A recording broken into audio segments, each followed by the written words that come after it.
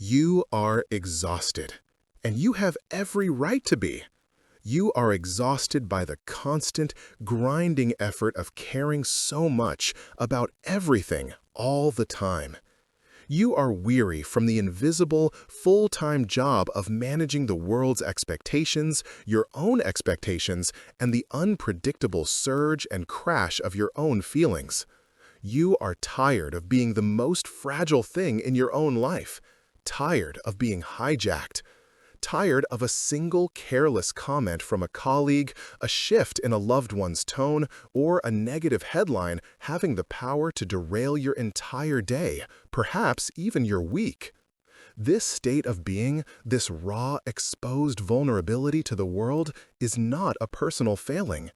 It is the default human condition. We are born as bundles of raw nerve endings designed to react. We are wired for connection, which means we are also wired for the pain of disconnection.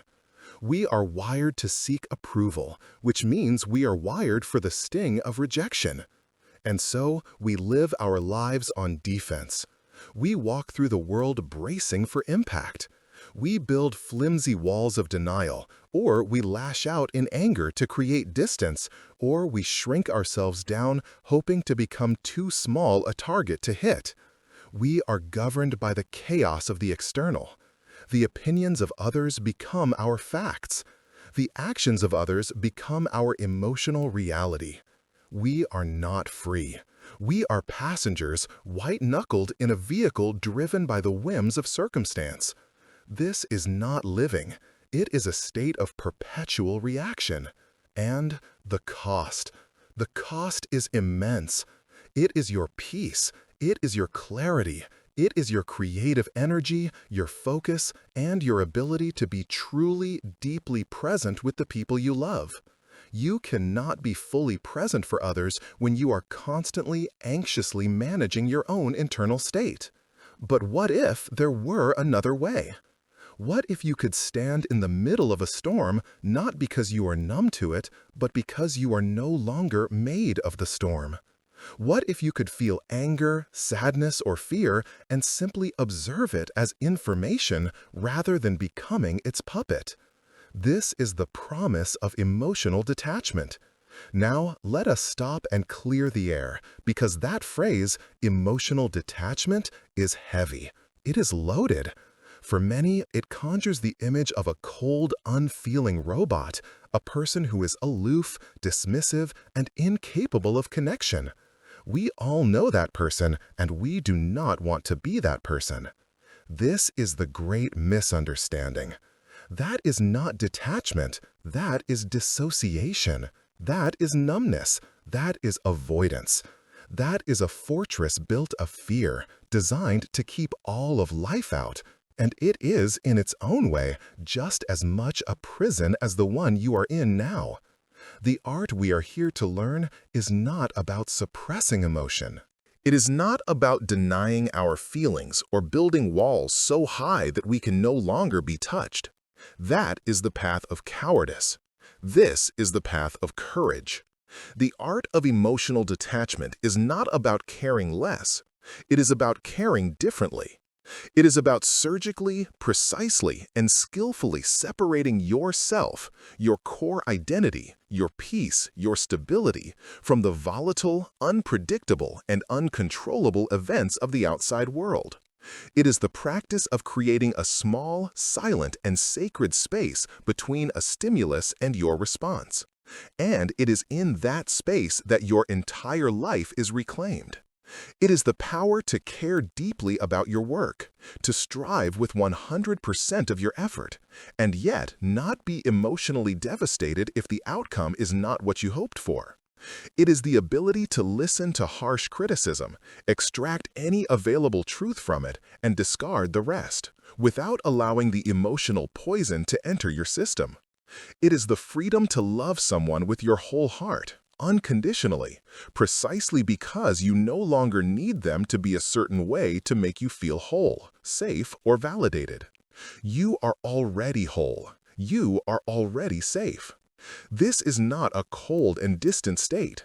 It is the warmest, most present, and most powerful state of being you can possibly inhabit. When you are no longer a hostage to your own reactions, you become the calmest person in the room. And when you are the calmest person in the room, you are the most powerful. Not powerful over others, but powerful for them.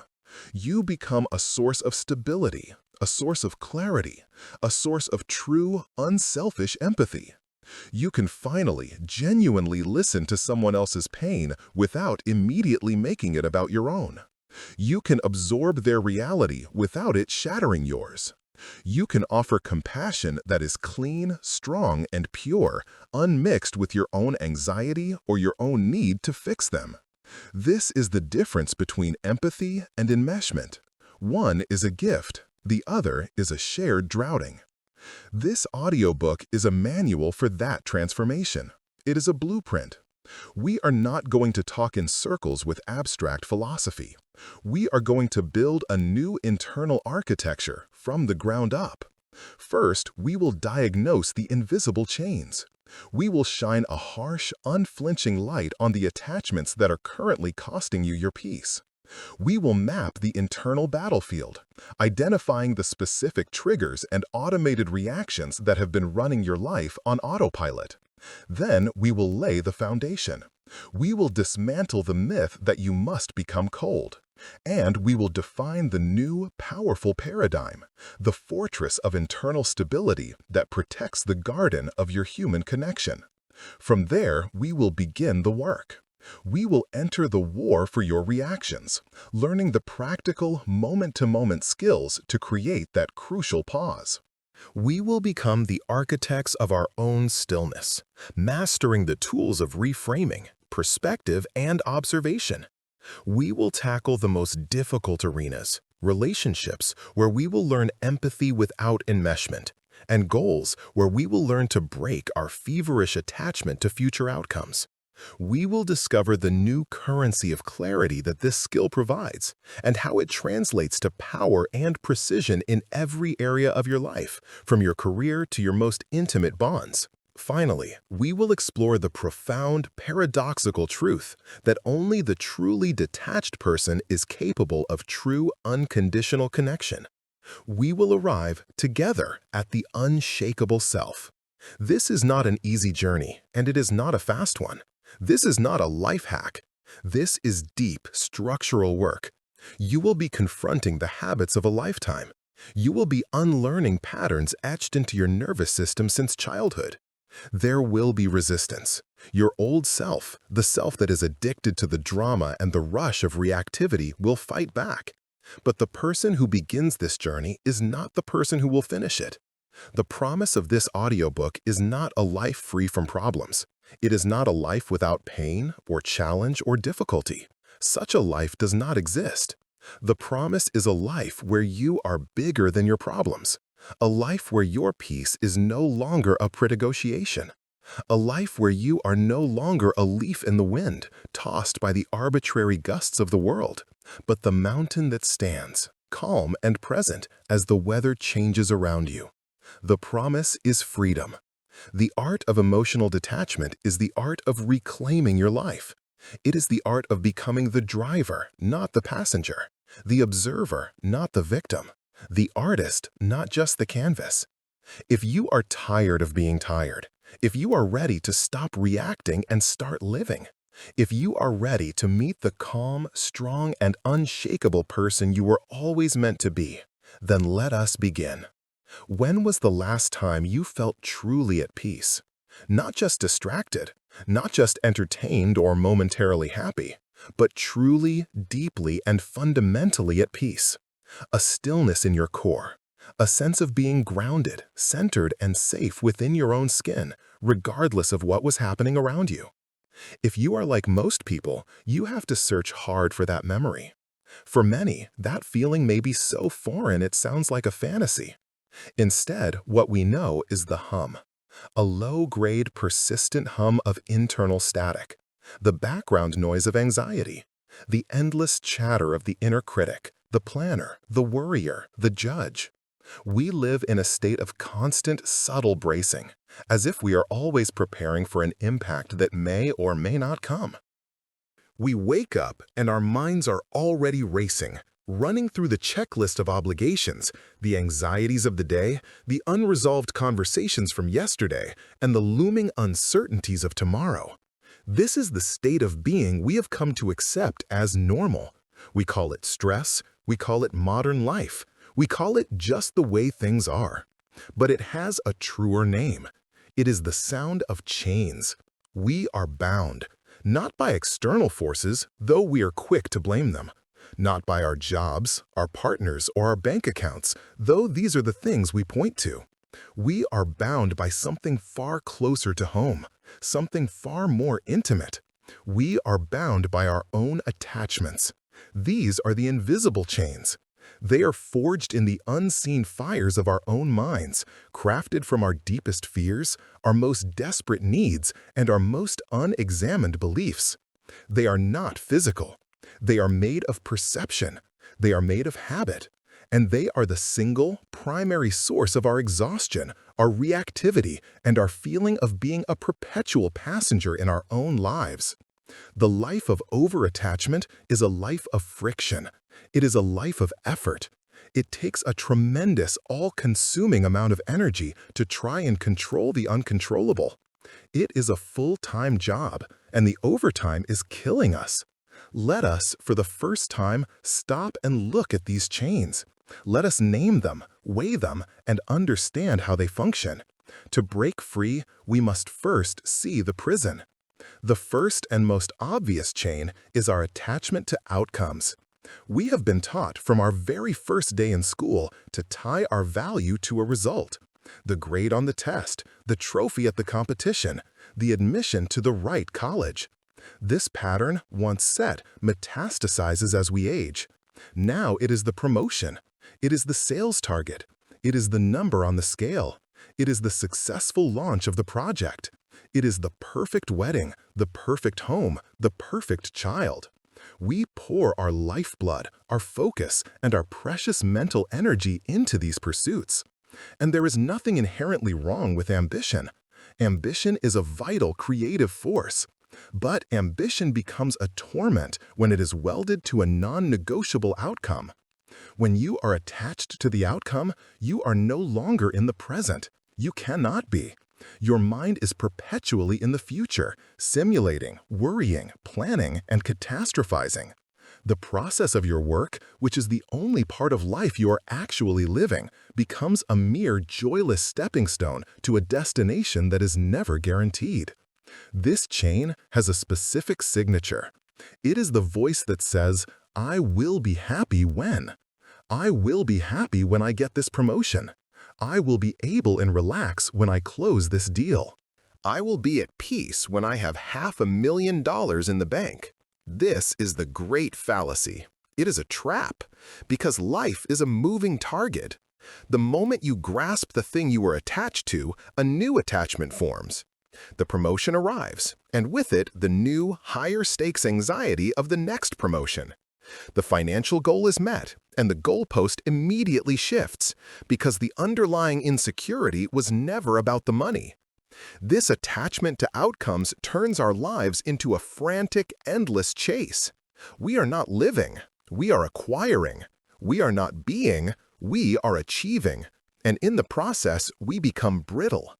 A project fails, a deal falls through, the market turns.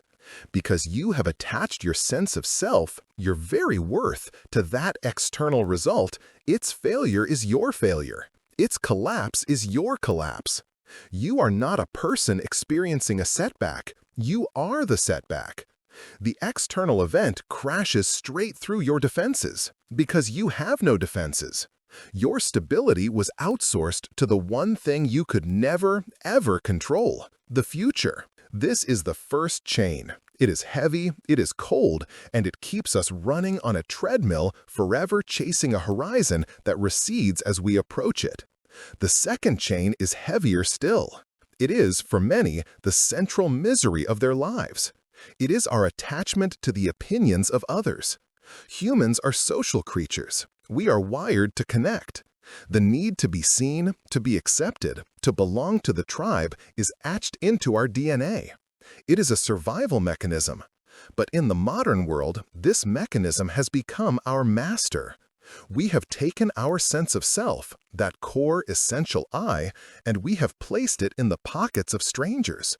We have scattered our identity to the winds, hoping for a favorable breeze.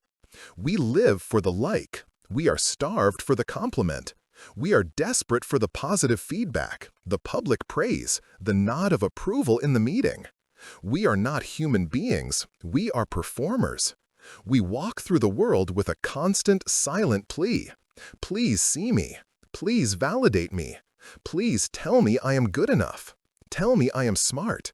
Tell me I am attractive. Tell me I am worthy. This is a life of profound and terrifying instability. Why? Because you have tethered your peace to the most volatile, unpredictable, and chaotic force in the universe, the inner world of other people. Think of it. You are outsourcing your well-being to people who are, themselves, lost. You are asking for validation from people who are just as insecure as you are. You are basing your self-worth on the passing moods, the daily projections, the unexamined biases, and the random judgments of colleagues, acquaintances, and, worst of all, anonymous strangers on the internet. A single negative comment can ruin your day. A perceived slight, an unanswered email, a change in someone's tone. These things become emotional grenades.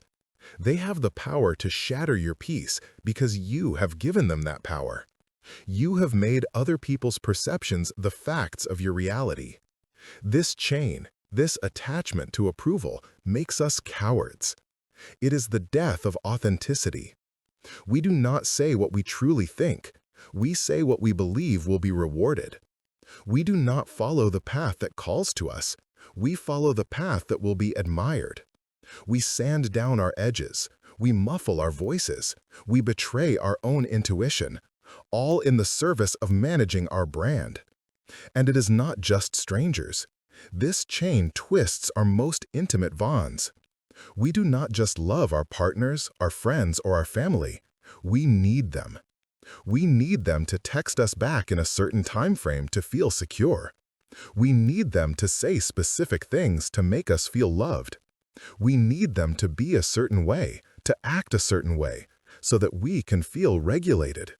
We mistake this for love. It is not. It is a hidden contract. It is a form of emotional vampirism. We are asking another flawed, struggling human being to be the permanent, reliable source of our own internal peace. It is a burden no one can carry. And when they inevitably fail, when they are tired or distracted or just being themselves, we collapse, we rage, we feel betrayed. We call it being hurt. But the truth is, the wound was self-inflicted. The chain was of our own making. The third chain is the most subtle and the most insidious. It is our attachment to our own internal state. We are addicted to our own thoughts. We are chained to our own feelings. We believe we are our emotions. We are attached to the idea of being right. We will sacrifice our peace, our relationships, and our own progress just to win an argument, just to have our version of reality validated. We walk through life not in dialogue, but in a state of constant defensive monologue, clutching our opinions like shields, terrified of the vulnerability of being wrong. We are, even more powerfully, attached to good feelings. We have divided our entire human experience into two categories, good and bad.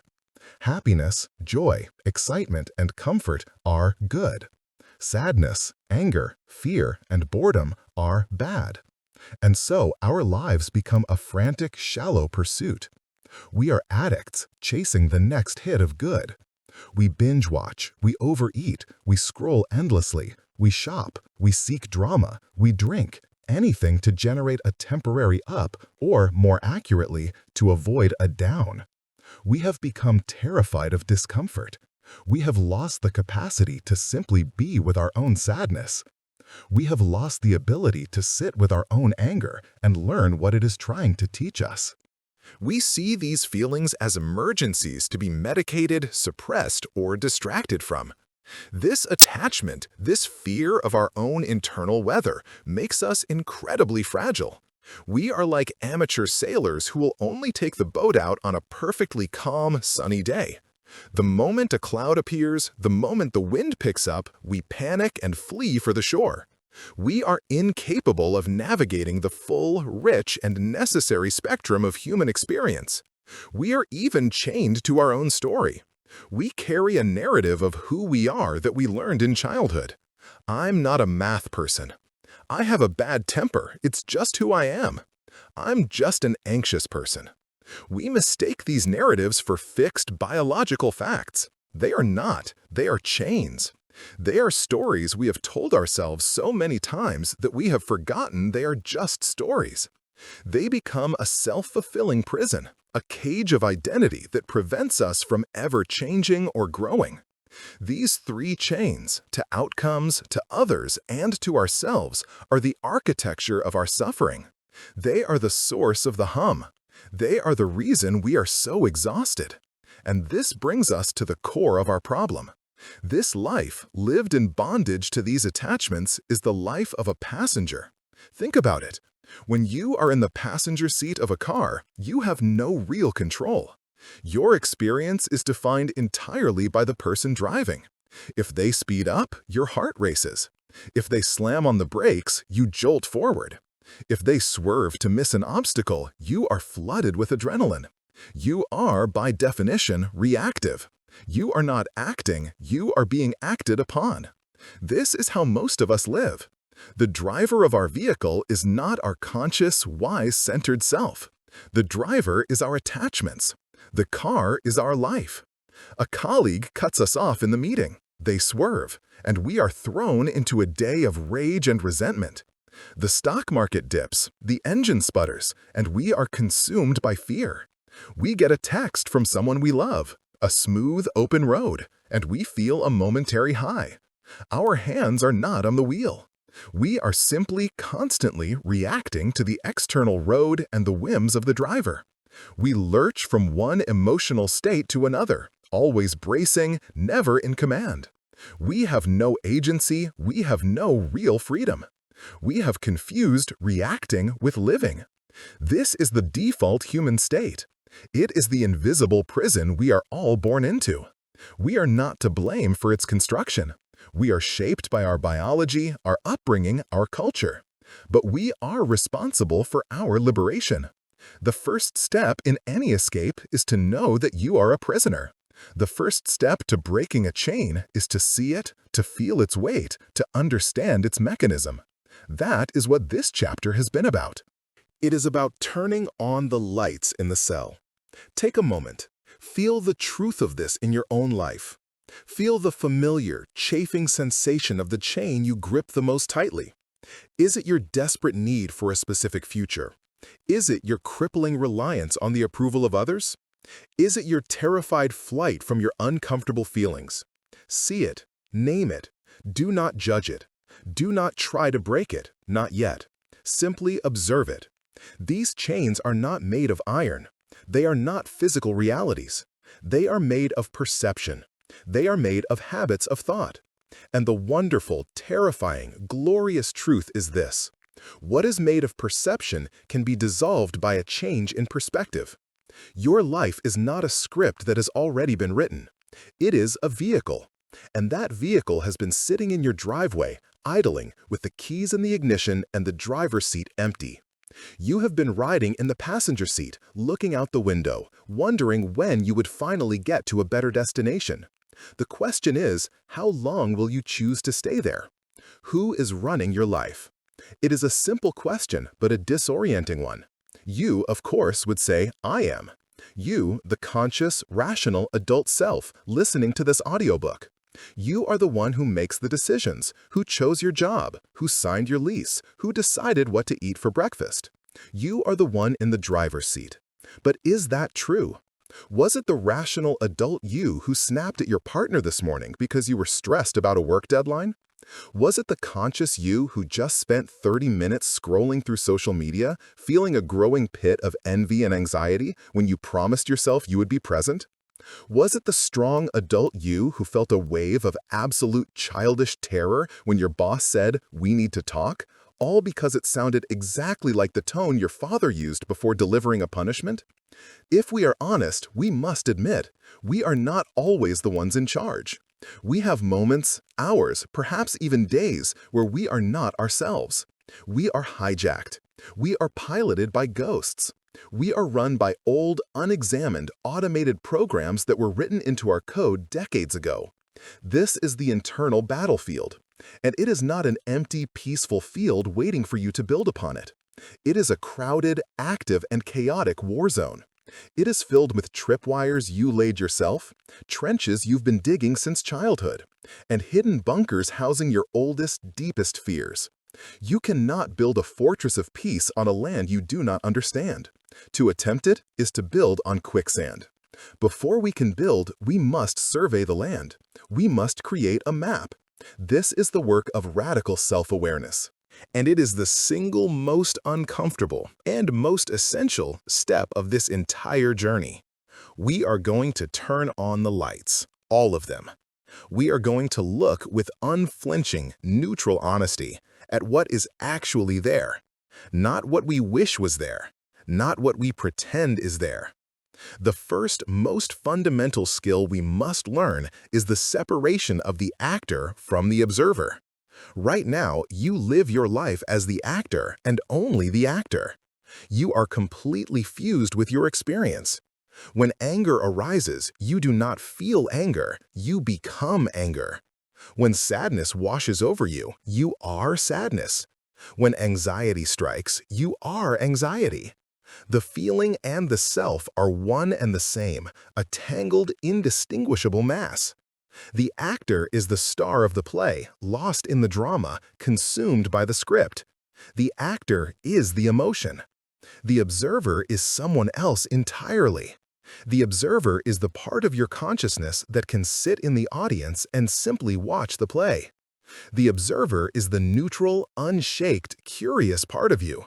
It is the scientist holding a clipboard, standing just outside the chemical reaction. The observer is the part of your mind that can say, "Ah, fascinating. The chemical reaction of anger is present. The face is flushing. The heart rate is increasing. The impulse to yell is very strong right now." This separation, this creation of a witness to your own experience, is the first and most critical act of detachment. It is in this tiny, hairline fracture of space between the feeling and the self that all freedom is born. You have this ability. You have experienced it. Have you ever been in a heated argument and a small voice in the back of your head says, "You are overreacting," or "Why are you getting so worked up about this?" That is the observer. It is weak. It is underdeveloped. It is constantly shouted down by the drama of the actor. Our job is to strengthen it, to give it the microphone, to make it the default, not the exception. This practice, this stepping back into the role of the observer, is your new full-time job. It is not a one-time intellectual understanding. It is a moment-to-moment, relentless practice. And what is the observer's first task? To draw the map. The map of the battlefield has 3 distinct layers: triggers, patterns, and beliefs. We must map them in that order. First, we map the triggers. These are the tripwires. These are the landmines hidden just beneath the surface of your daily life. A trigger is any external stimulus that creates an immediate, disproportionate emotional response. It is the spark that lights the fuse. Our entire lives, we've blamed the triggers. "He made me so angry. That meeting was so stressful. This traffic is ruining my day." This is a fundamental misunderstanding. The traffic is not the problem. The problem is your attachment to being on time, your attachment to being in control, and the resulting rage when that control is threatened. The traffic did not create the rage. It simply revealed it. The trigger does not create the instability. It illuminates the instability that was already there, waiting. For the next week, I want you to become a detective of your own triggers. Your only job is to notice. Carry a small notebook or use an app on your phone. When you feel that sudden jolt, that spike of defensiveness, that flash of anger, that hollow drop in your stomach, your job is to pause, just for a second, and ask, what just happened? Be specific. Be forensic. Is it a person? The way your mother-in-law asks, "Are you sure that's a good idea?" Is it a sound? The ding of a new email notification late at night, a sound you now associate with dread. Is it a situation? Being in a meeting and feeling like you are not being heard. Is it a sensation? Feeling rushed, feeling trapped, feeling hungry. Is it someone else's success? Reading an announcement that a colleague got the very promotion you wanted? Is it rejection? Sending a vulnerable text and seeing that it was read with no reply. Write it down. This is your map. We are not judging these triggers. We are not trying to fix them. We are not shaming ourselves for having them. That would be like a cartographer getting angry at a mountain for being in the way. The mountain is just there. The trigger is just there. Our job is not to judge the map. Our job is to make the map accurate. This act alone is transformative. For the first time, you are objectifying your experience. You are seeing the mechanism. You are moving from blind victim to conscious observer. Once you have begun to map the triggers, you will immediately notice the next layer. You will see that when a trigger is hit, you respond. And you respond in the same way almost every time. This is the second layer of the map, your default reactive patterns. These are the trenches. These are the paths of least resistance carved into your neurology by years of repetition. When the alarm of the trigger sounds, your mind does not look for a new path. It dives for the nearest and deepest trench, the one it has used 1,000 times before. These patterns are not choices. They are automated, lightning-fast habits of self-preservation. And they generally fall into one of 4 categories: fight, flight, freeze, or fawn. The fight pattern is the explosion. It is the lashing out. When you feel threatened or criticized, trigger, you go on the offensive, pattern. You use anger, sarcasm, blame, and righteousness as a shield. You find an enemy and attack, because a good offense is the best defense. You make the other person the problem to avoid the terrible feeling of being the problem yourself. The flight pattern is the escape. It is avoidance. When you feel overwhelmed or anxious, trigger, you run, pattern. You run physically by leaving the room, or you run mentally by distracting yourself. You numb. You scroll, you binge watch, you overeat, you drink, you shop, you work. You do anything to avoid sitting in the discomfort. This is the pattern of the person who is fine, everything's fine, until they are not. The freeze pattern is the paralysis. When you are confronted or feel unsafe, trigger, you lock up, pattern. You go silent, your mind goes blank. You cannot find the words. You know what you should say, but you can't say it. Later, you will ruminate, replaying the scenario 100 times, thinking of all the things you should have done. You become a deer in the headlights, trapped in a state of silent internal panic. The fawn pattern is the appeasement. It is the people-pleasing reflex. When you sense conflict or disapproval, trigger, you immediately abandon yourself, pattern.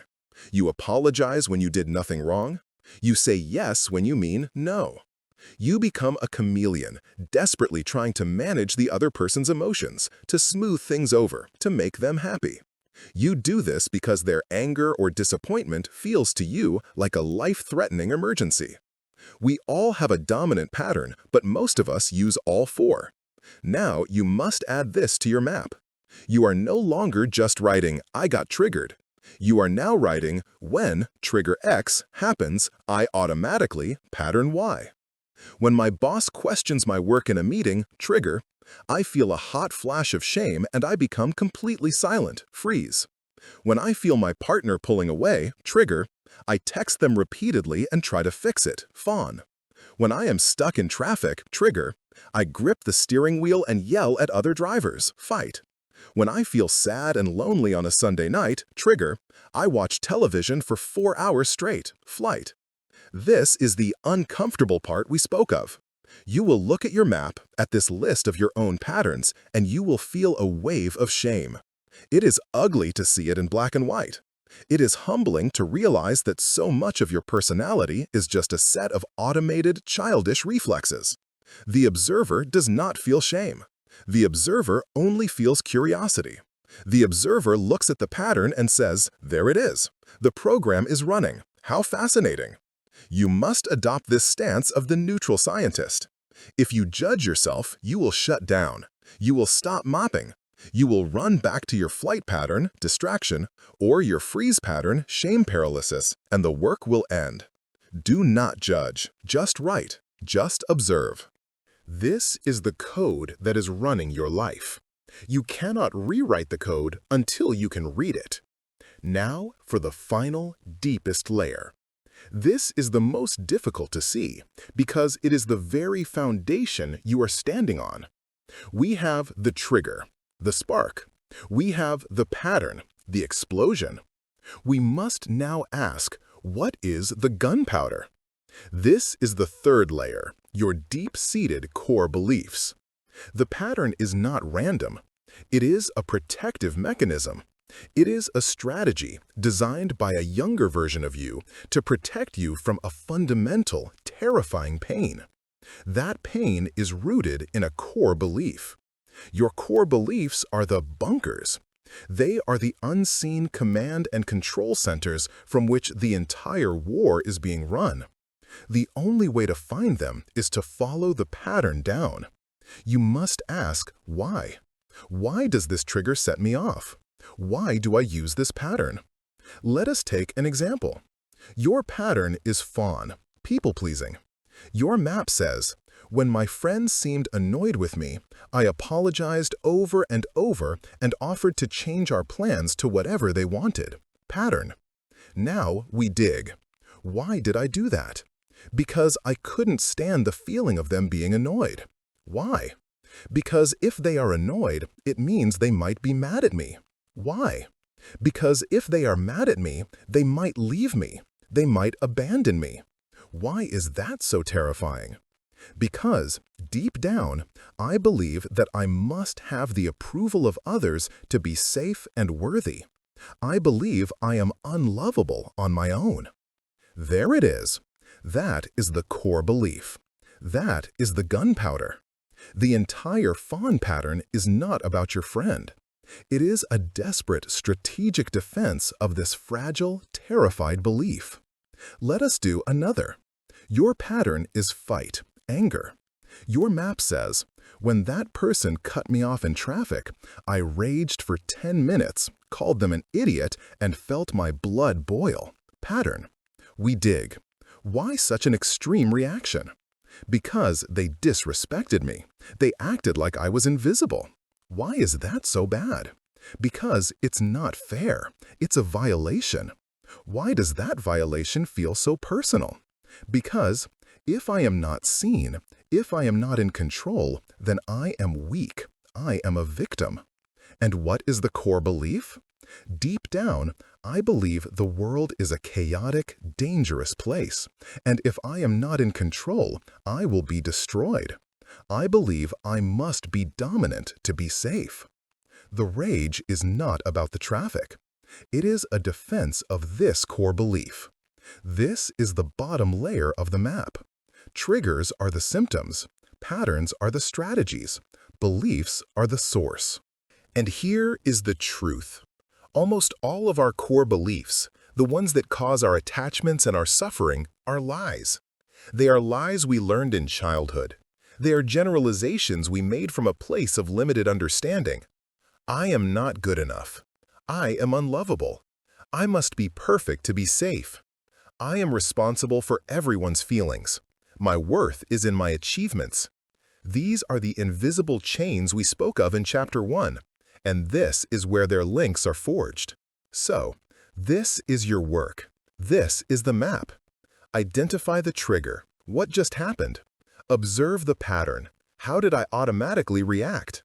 Uncover the belief. Why did I react that way? What deep-seated belief was I defending? This is the internal battlefield, mapped in its entirety. It is a land of tripwires, trenches, and hidden bunkers, all built around a core of false, painful beliefs. Your job for now is not to change the map. It is not to level the mountains or fill in the trenches. You do not have the tools for that, yet. Your one and only job is to see it. For the first time in your life, you are not just the blind soldier, running through the mud and chaos, reacting to explosions. You are the observer. You are the general, standing on the hill, looking down with a clear, neutral eye. You have the map in your hands. This clarity, this unflinching neutral self-awareness is the first light of dawn. It is the beginning of the end of the war. The act of seeing, without judgment, is the most powerful act of transformation you will ever take. This map is not a judgment. It is not a verdict. It is not who you are.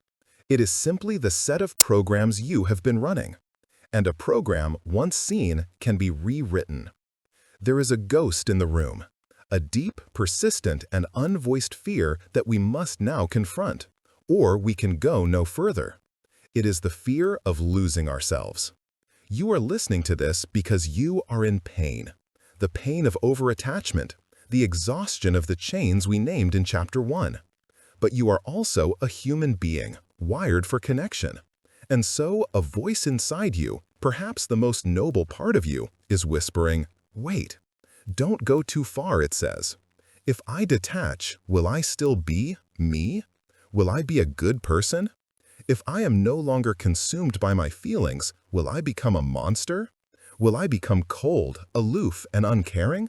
Will I become the kind of person who can watch another suffer and feel nothing?" This is the great misunderstanding. It is the central lie that keeps us chained, because we have been taught to equate caring with suffering. We have been taught by culture, by art, by our families, that the proof of our love, the proof of our humanity, is the depth of our emotional turmoil. We believe that to love deeply, we must worry constantly. We believe that to be a good friend, we must be devastated by their setbacks. We believe that to be empathetic, we must take their anxiety and their anger and their sadness, and we must carry it for them inside our own bodies. We have come to believe that if we are not in a state of internal chaos, we are not a good person.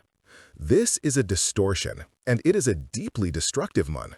The man who becomes a cold, unfeeling shell, the parent who is emotionally absent, the partner who is a wall of ice, the boss who has no empathy, that person is not a master of detachment. That person is a victim of it. They have not chosen this path. They have retreated to it. That is not detachment. That is desolation. That is not our goal. That is the very prison we are trying to avoid. So, let us draw a hard, bright, and unforgettable line. We must define the two paths that are so often confused. One is a state of numbness and avoidance. The other is a state of clarity and power. The first, the one we all fear, is dissociation. Dissociation is not a strength. It is a trauma response. It is a biological circuit breaker. It is what happens when the human nervous system is subjected to a level of pain, fear, or chaos that it cannot possibly handle. The mind, in an act of profound, desperate self-preservation, pulls the plug. It goes numb. It checks out. It is the freeze response from Chapter 2, expanded into a way of life. The dissociated person does not choose to be unfeeling. They are driven to it by an overwhelm they could not manage. Their emotional system has been so battered, so hijacked, so overused that it has, in effect, blown a fuse. This is the person who has been so hurt in relationships that they simply stop. They stop trying. They stop connecting. They stop opening up. They present a wall of ice to the world, a wall that says, I am not available. You cannot hurt me. Nothing can hurt me. But this wall is not an act of power. It is an act of terror. The dissociated person does not observe their feelings. They deny them. They are in fact terrified of them. The slightest flicker of vulnerability, the slightest hint of true emotional connection is seen as an existential threat. This is a life of profound limitation. It is a gray, hollow, and lonely existence. It is not freedom. It is a maximum security prison, self-imposed. This is not our goal. Now, let us look at the other path, the true path, detachment. Detachment is not a response to overwhelm. It is a practice of clarity. It is not passive, it is active. It is not numbness, it is profound, controlled sensitivity. If dissociation is the wall of ice, detachment is the clarity of the lens. It does not deny the light, it focuses it. It does not deny the feeling, it sees it, clearly, in its entirety, without being burned or blinded by it. Let us use a new example. Imagine a brilliant surgeon in the middle of a complex life-or-death operation. The over-attached surgeon is a mess. They are so consumed by the outcome. Oh my God, I have to save this person. What if I don't? This family will be devastated. That their hands shake. They are overwhelmed by the blood, by the fear, by the humanity of the patient. They are too attached, and their attachment makes them sloppy, ineffective, and dangerous. They are a liability. Now imagine the dissociated surgeon. They feel nothing. They are a robot. They are just cutting meat. They are cold, numb, and going through the motions. They might miss a subtle complication, a small variation in the patient's vitals, because they have zero connection to the human being on the table. They are just as dangerous. Finally, look at the detached surgeon. This surgeon is 100% present. They are locked in. They feel the weight of the moment. They have a profound sense of empathy, not for the panic, but for the goal. Their empathy is channeled into a single, pure purpose, to heal. They are not overwhelmed by the blood. They observe it as information. They are not paralyzed by the fear of failure. They are focused by the necessity of success. They are calm. They are precise. Their hands are steady. They are inhabiting their skill. They care deeply. In fact, they care so much that they refuse to allow their own fear, their own ego, or their own emotional static to interfere with the life-saving work that must be done. That is emotional detachment. It is not a lack of feeling. It is the mastery of feeling. It is the conscious, disciplined choice to act from your highest self, from your skill, your wisdom, your clarity, rather than from your lowest, most reactive impulses. It is the ability to care deeply and profoundly without falling apart. This brings us to the central metaphor for our entire journey, the one that will replace the battlefield. It is the metaphor of the fortress and the garden. For your entire life up to this moment, you have been living as a garden with no walls. Think about it. Your capacity for love, your empathy, your vulnerability, your creativity, your joy. This is your garden. It is a rich, beautiful, and fertile place. It is the source of all the meaning in your life. But because it has had no defenses, it is a place of constant anxiety. You have been living in an open field. And what happens to an open, undefended garden? It gets trampled. Strangers walk through it, carelessly crushing what is delicate. It gets pillaged. People with their own agendas come and take what they want, leaving you depleted. It gets destroyed by the weather. A single storm, a criticism, a rejection, a failure can roll in and wipe out everything you have cultivated. And so, your life has been a state of constant, exhausting vigilance. You are the gardener, running around 24/7, trying to protect every single plant. You are chasing away the pests, the critics. You are trying to shield your fragile blossoms, your feelings, from the frost, the judgment of others. You are trying to manually water everything, manage everyone's needs. You are exhausted. And your garden, for all your effort, is a wreck. It is muddy, it is chaotic, and you are too tired to even enjoy it. This is the life of over-attachment. Now, faced with this chaos, some people choose the other option. This is the path of dissociation. They say, this is too painful, this is too much work, I give up. And they pave the garden over. They pour concrete over the entire field.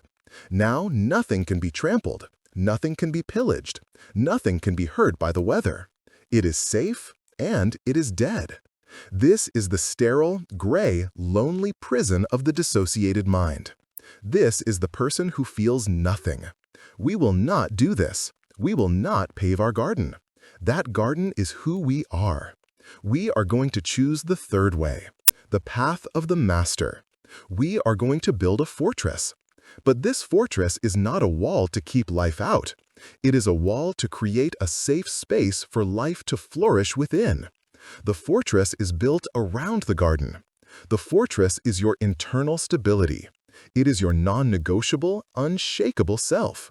Its foundation is the radical self-awareness we built in Chapter 2. The map of your triggers and beliefs is the survey of the land. Its stones are the principles we will soon learn. The pause, the reframe, the perspective of the observer. Its mortar is your core values, the things you have decided are true and important regardless of the world's opinion. Its high watchtower is your consciousness, your ability to see a threat coming from a mile away, to see a trigger, to see an emotional storm, and to prepare, not to panic. The fortress is not built in a day. It is built stone by stone, practice by practice. But look at what happens when the walls are up. The garden inside? It thrives, because it is safe. You are no longer running around, panicked, trying to defend it. The fortress does that job for you. Now you can put your energy into cultivating the garden. You can grow the most beautiful, rare, and delicate things.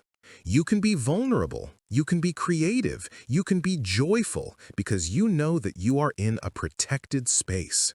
The storms will still come, the winds of criticism will still howl, the rains of bad news will still fall, but they will crash against the high, strong walls of your fortress.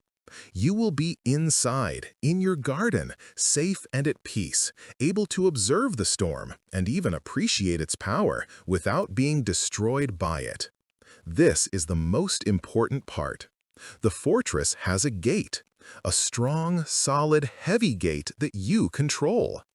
In your old life, the undefended garden, you had no gate. Anyone could wander in, and you, desperate for connection, would often run after them, begging them to stay, terrified of being alone in the field.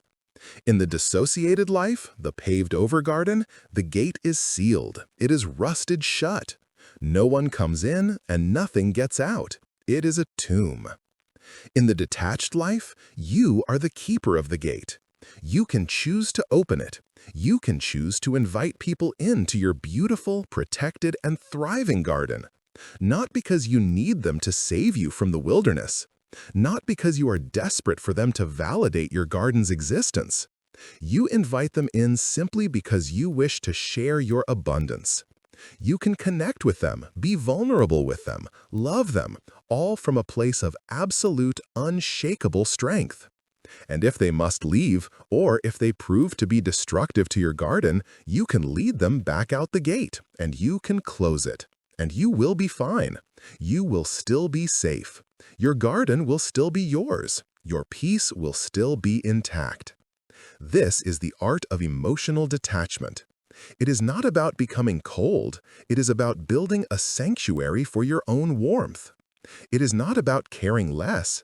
It is about creating the necessary safety to care more wisely, more deeply, and more authentically than you ever thought possible. It is the difference between a shallow, muddy puddle exposed to all the elements and a deep, clear, protected well. Both are water, but only one is a sustainable, life-giving source. We are not building a prison, we are building a sanctuary. We are not becoming cold. We are finally, for the first time, becoming safe. From this place of safety, from this fortress, we can now begin the real work. We can begin the war for our reactions, and we can win. How long does it take to destroy a reputation? How long does it take to break the trust in a relationship? How long does it take to undo months of progress, of careful work, of hard-won stability? Sometimes it is an agonizingly slow erosion, but more often it is the work of a single instant. It is the space of one catastrophic, unthinking reaction. It is the fraction of a second in which you hit send on the email that ends your career. It is the 3-second flash of rage in which you say the words to your partner that you can never, ever take back. It is the single, reflexive yes to a request you know you should refuse, a yes that commits you to months of misery. This is the moment. This tiny, infinitesimal sliver of time between a stimulus and your response. This is not a war. This is the war. This is the only place your freedom is ever lost. And it is the only place it can ever be reclaimed. Welcome to the front line. Up until now, our work has been an observation. We have identified the chains, we have mapped the internal landscape, and we have set our goal, the fortress that protects the garden. But now the work begins. And the work is not fought in the abstract realm of ideas. It is fought in the mud, in the chaos, in the biological reality of your own nervous system. It is fought in the span of a heartbeat. The problem, as you have experienced 1,000 times, is the speed. The trigger and the reaction feel simultaneous. The insult is spoken and the anger flares. The bad news is read and the panic floods in. There is no space. You feel like you have been struck by lightning, and your reaction is just the thunder that follows. This is not an illusion. You are not weak. You are not undisciplined. You are, in that moment, simply human. And you are being hijacked. To win this war, you must understand your opponent. And your opponent is not the other person. It is not the bad news. Your opponent is a billion years of evolution, and it is a masterpiece of efficiency. Let us look at the biological mechanism of this hijack. Inside your head, you have, for all intents and purposes, 2 brains. You have the new brain, the prefrontal cortex. This is your strategist.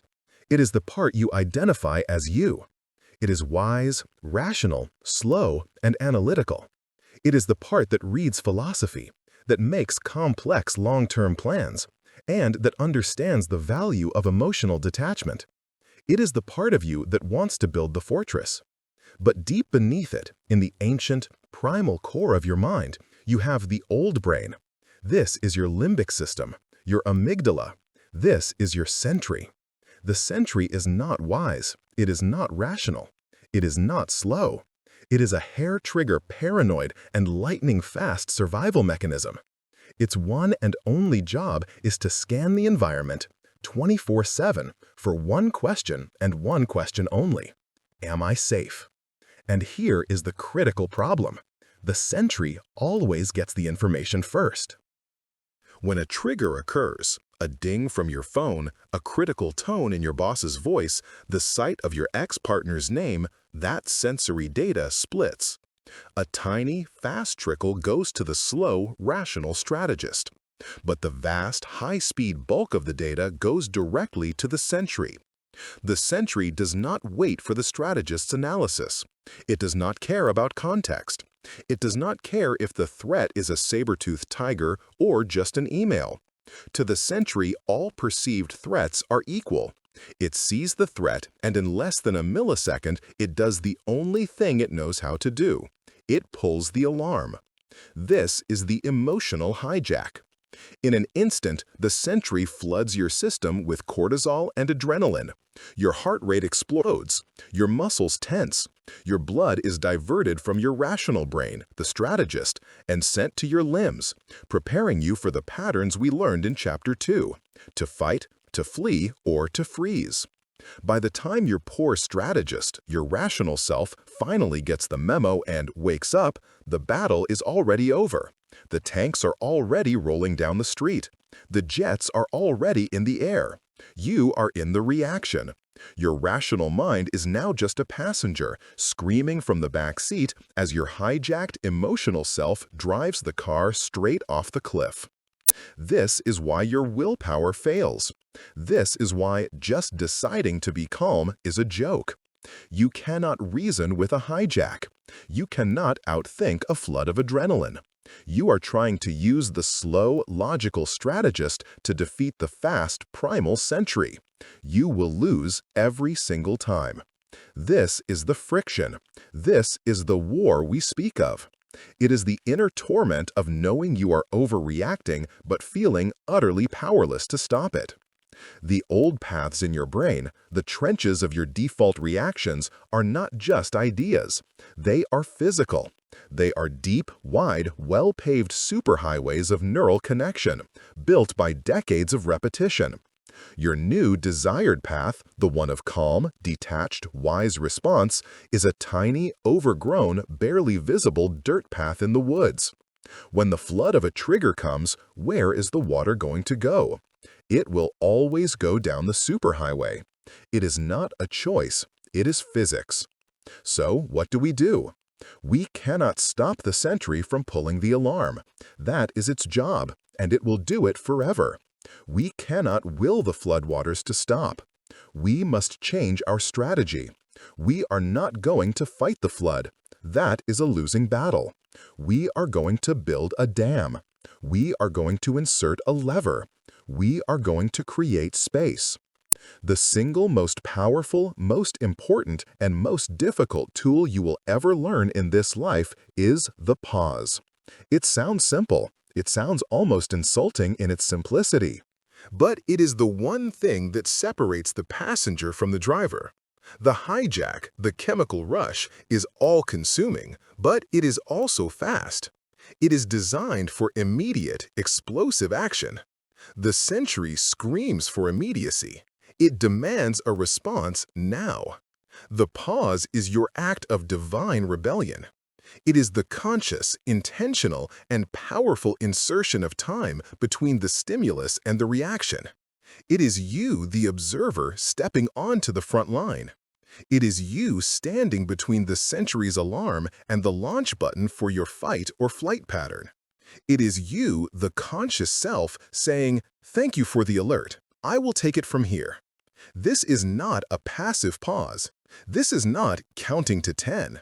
This is a deeply active, structured, and forensic process.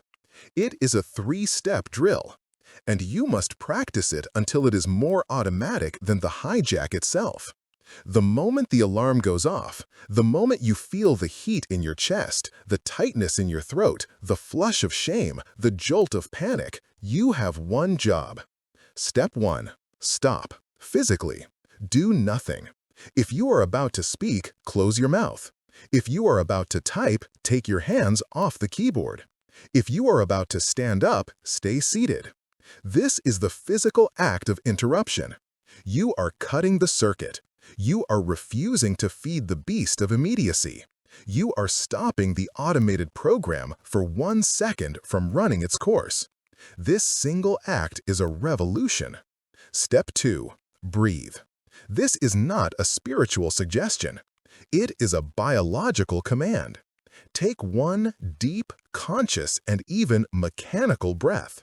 In through your nose, all the way down to the very bottom of your lungs. Hold it for 1 count, and then exhale slowly through your mouth. This is not about relaxing. This is about signaling. That single deep breath is a direct message sent from your conscious self back to the sameter sentry. It is a message that says, "We are not running from a tiger. We are not in a life or death fight. You can stand down." A shallow, panicked breath confirms the sentry's alarm. A deep, slow breath contradicts it. This is the first crucial step in getting your rational strategist back online. Step 3. Observe. In the space you have just created, the 2 or 3 seconds from your stop and your breathe, you must now use the skill we learned in Chapter 2. You become the observer. You ask, what is happening in me right now? And you name it with neutral, scientific curiosity. Ah, there it is. That is the fight response. My chest is tight, my jaw is clenched. The impulse to insult this person is at a 10 out of 10. Fascinating. That is the freeze pattern. My mind has gone completely blank. I feel small and helpless. I want to disappear. That is the fawn reflex. I feel a desperate, powerful urge to apologize and make this person like me, even though I did nothing wrong. You do not judge this. You do not fight this. You simply see it. Stop, breathe, observe. That is it. That is the whole practice. It is the most difficult thing you will ever do. And what happens in that pause? Everything. In that space, the adrenaline crests and begins to recede. In that space, the blood returns to your prefrontal cortex. In that space, the slow, wise strategist finally arrives at the command center. The strategist looks at the sentry's frantic report, and for the first time, it has the power to override it. It can look at the data, the insulting email, the critical comment, the bad news, and it can see it for what it is. The sentry yells, "This is a catastrophe! We are under attack!" The strategist, now online, says, "This is not a catastrophe. This is information. This person is likely having a bad day. We will not be launching the missiles. We will respond with clarity in 1 hour. Thank you for your service." The pause does not eliminate the emotion. Do not mistake this. The floodwaters of anger, fear, or sadness will still come. The river will still rage. But the pause is the act of not jumping into the water. It is the act of standing on the bank. It is the difference between being the storm and watching the storm. This is the war. It is not a war of grand gestures. It is a war of inches, a war of seconds. Your entire life, you have been fighting to control the world. You have been trying to stop people from triggering you. You have been trying to arrange your life so the alarms never go off. That is the passenger strategy. It is the strategy of a victim. Our new strategy, the strategy of the fortress, is to let the world do what it will. Let the alarms ring. Let the triggers come. And we will practice. We will practice the pause. You will fail 1,000 times. You will be hijacked. You will get swept away by the river. You will yell. You will hit send. You will freeze and fawn. This is not a failure. This is the training. When you get swept away, your only job is to notice it. Ah, I was hijacked. And then you forgive yourself and you reset. Every time you remember to pause, even for half a second, you are doing the work. You are carving that tiny new dirt path. Every time you do it, you make that path a little wider, a little deeper. You are laying the stones of your fortress. The war for your reaction is not about winning a single final victory. It is about the relentless, daily, moment-to-moment commitment to creating space. Because in that space, and only in that space, lives your wisdom, your power, your peace, and your freedom. Your first reaction is your biology. Your second reaction is your choice. The pause is the gateway between the two. Master that gateway, and you have mastered the art of living. In the last chapter, we won the war for time. We took back the single precious second that our biology tries to steal from us. We learned to stop, to breathe, to observe. We created the pause. But now we are left standing in that space, a space that is at first empty. It is a silent, unfamiliar void between the stimulus and the reaction. And for a mind addicted to the noise of reactivity, this silence, this stillness is deeply uncomfortable. The untrained mind hates a void. It will rush to fill it with the first, most familiar, most self-destructive thoughts it can find. The pause, if left unattended, will simply collapse back into the old reaction. The warrior, the sentry, did their job. They created the space. But now their job is done. A different, more skilled, and more permanent role is required. It is time to stop being the warrior and to become the architect. The pause is not a void. It is a construction site. It is the cleared, quiet ground where you finally have the freedom to build. You are no longer just reacting to the world, you are now in a position to create your internal world by choice. This chapter is the blueprint. These are the tools for the architect. You have created the space. Here is what you will build inside it. We will build the walls and the watchtower of the fortress, and we will do it with 3 primary tools. First, by observing our thoughts without owning them. Second, by reframing the narrative. And third, by shifting our perspective. These are the practical, daily skills of the detached mind. The first tool is the foundation. It is the most fundamental practice. It is the art of observing without owning. Your mind, as you know it, is a thought generation machine. It is its job. It produces thoughts the way a radio station produces sound, constantly, 24/7. It pulls from memories, from fears, from half-heard conversations, from old beliefs. And for your entire life, you have been fused with this broadcast. You have believed that you are the broadcast. If the radio in your head played a sad song, you were sad. If it played an angry song, you were angry. If it played a fearful thought, you were going to fail, you believed it as a prophecy of fact. The first and most radical act of the architect is to defuse. It is to take a step back and realize you are not the radio. You are the one listening to the radio.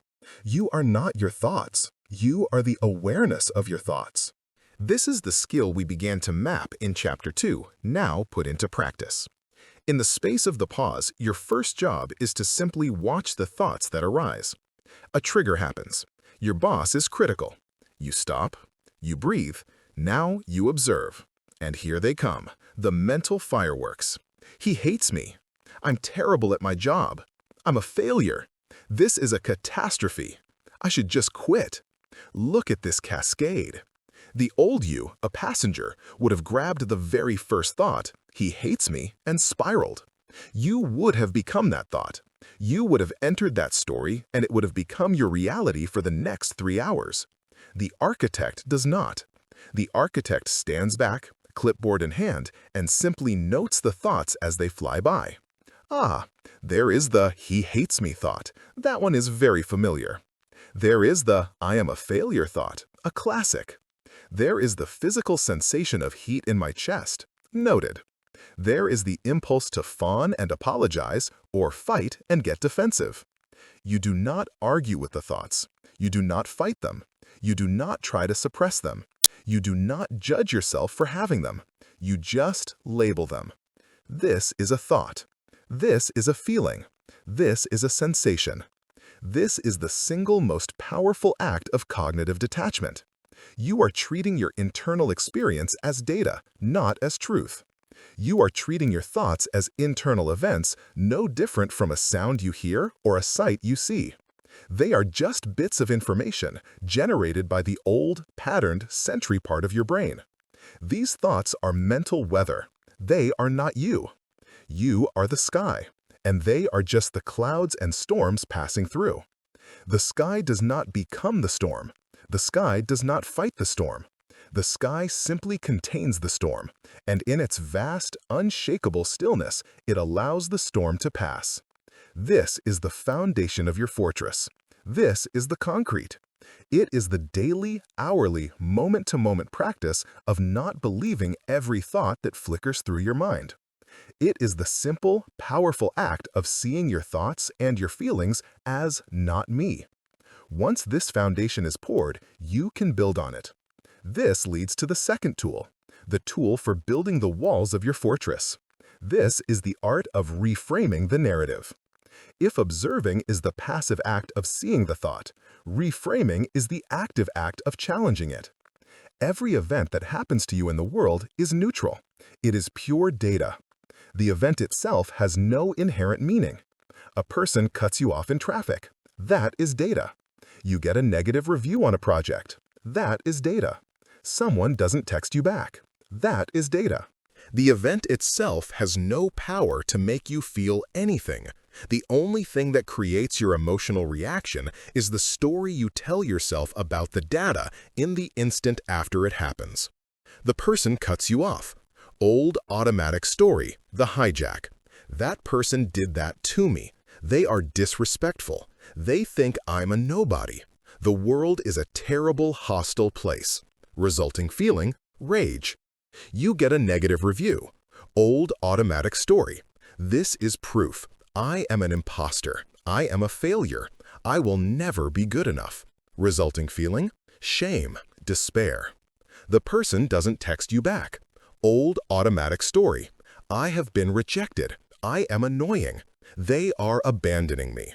Resulting feeling, panic, anxiety.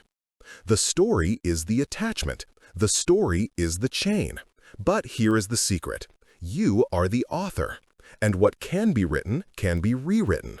In the pause, after you have observed the automatic, destructive story, you now have a choice. You can challenge it.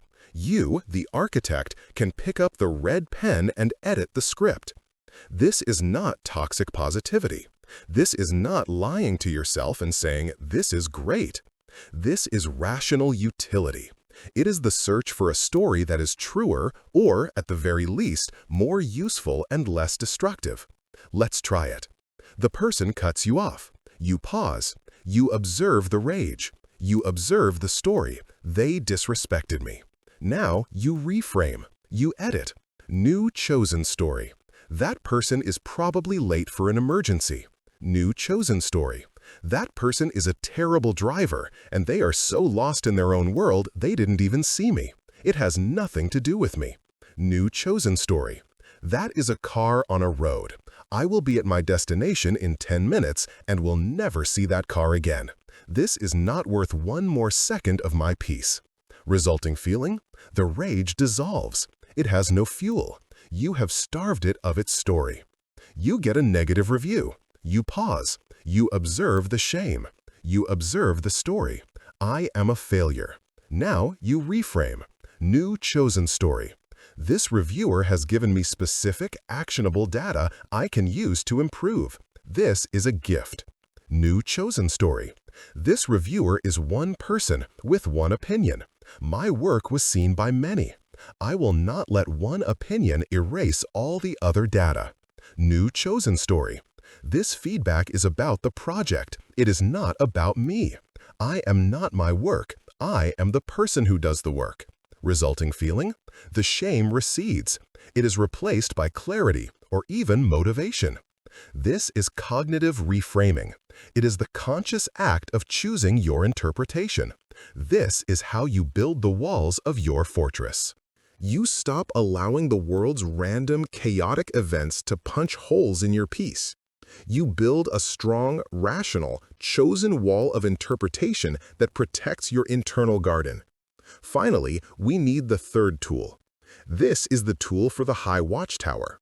This is the advanced skill that gives you the ultimate context. This is the art of shifting your perspective. Sometimes, reframing the story is not enough. You are in it. The emotion is too big. The problem feels all-consuming. The observe and reframe tools are not working. You are too close. When you are too close, the only answer is to get distance. You must zoom out. The architect must, from time to time, leave the construction site and go to the high watchtower. From there, you can see the whole landscape. There are two ways to do this: zooming out in space and zooming out in time. Zooming out in space. Right now, the catastrophe, the fight, the email, the bad news feels like your entire universe. It has filled your vision. In the pause, I want you to mentally zoom out. See yourself in the room you are in. Now see that room from the ceiling. See the building from above, with you in it. See the street. See the city. See your city on the map of your country. See your country on the globe, a small patch of green and brown. See the globe, a blue marble floating in the black, silent vastness of space. Hold that image. You, a tiny, breathing organism on a planet in an infinite, quiet cosmos. Now, look at your catastrophic problem. Where is it? How big is it? It is, from this perspective, almost invisible. This is not to say your problems are not real. It is to say that your anxiety about them is inflated. This zoom out breaks the fever. It shatters the claustrophobic illusion that your problem is the world. It reminds you that you are a part of a much, much larger and mostly peaceful system. The anxiety, the anger, it cannot survive in the cold, quiet vacuum of this perspective. Zooming out in time. This is the second and perhaps most practical perspective shift. Your sensory brain, your limbic system, has no concept of time. It believes that the emotion you are feeling right now is forever. This panic, this sadness, this rage, it feels permanent. This is the source of all suffering, the belief that the pain will never end. The architect knows this. In the pause, you will project yourself into the future. Ask this one simple question. Will this matter in 5 years? This setback, this insult, this failure, this awkward conversation. In 5 years, will you even remember it? Will it have any bearing on the quality of your life? The answer, 99% of the time, is a resounding no. This single question is a lifeline. It cuts the anchor. It reframes the catastrophe as what it almost always is, a temporary, trivial, and passing inconvenience. And if it is a yes, a major life event, a true loss, you ask the next question. In 5 years, what wisdom will I have gained from this? What strength will I have built in navigating it? This time travel breaks the emotional hijack by reminding your primal brain of a simple, higher truth. All states are temporary. The good, the bad, the panic, the joy, it all passes. And if it is all temporary, why be attached? Why be hijacked? These are the tools of the architect, the observer, who watches the mental weather pass, creating the foundation of separation. The reframe, which actively chooses the story, building the walls of rational defense. The perspective shift, which zooms out in time and space, building the watchtower of ultimate context. This is not easy. This is the work of a lifetime. The fortress is not built in a day. It is built one brick at a time. It is built one pause at a time, one reframe at a time, one zoom at a time. This is not a hack. This is the practice. This is how you stop being a victim of your own mind and you become the architect of your stillness. This is the chapter we fear. Up to this point, the work has been internal. The battlefield, the fortress, the architect, these have been battles fought and won within the borders of your own mind. It is difficult, yes, but it is private. You have been building a power that answers only to you. But now we must turn to the outside world. We must take this new, detached self and place it in the most volatile, chaotic, and emotionally charged arena we know, our relationships. We are not talking about strangers. We are talking about your partner, your child, your oldest friend, your parent, the people you love, the people whose pain can feel in a moment like your own. The fear, as we discussed, is that detachment in the face of their suffering will be cold, that it will be a betrayal, that in our quest to build our fortress, we will become a person of stone, locking the gate on the very people we are supposed to care for. This fear is where the vast majority of people abandon this work. They build their fortress, but they leave a gaping hole in the wall, a special entrance just for the emotional chaos of their loved ones. And in doing so, they render the entire structure useless. Because what is the point of being a master of your own mind if you allow another person's unfiltered anxiety, anger, or sadness to instantly hijack you, flood your garden, and pull you back into the life of the passenger? This chapter is the boss level of our training. It is where the theory becomes real. The challenge is this: how do we love with an open heart without losing ourselves? How do we care deeply without becoming consumed? How do we show up as a force for healing in someone's life without becoming a casualty of their pain? The answer lies in drawing a hard, bright line between two words that we have, for our entire lives, disastrously confused: the line between empathy and enmeshment. Enmeshment is what we have been taught to call love. It is what we have been taught to perform to prove we are a good person. Enmeshment is the state of being so emotionally entangled with another person that the borders between you and them dissolve. It is the inability to distinguish their feelings from your feelings. It is the unconscious, unspoken, and deeply unstable contract that says, "I cannot be okay unless you are okay." Think about that. It is a terrifying proposition. It means you have, just as we did with external outcomes, handed the keys to your internal fortress to another human being. A human being who is just as flawed, just as volatile, and just as human as you are. Enmeshment is not a state of connection. It is a state of shared drowning.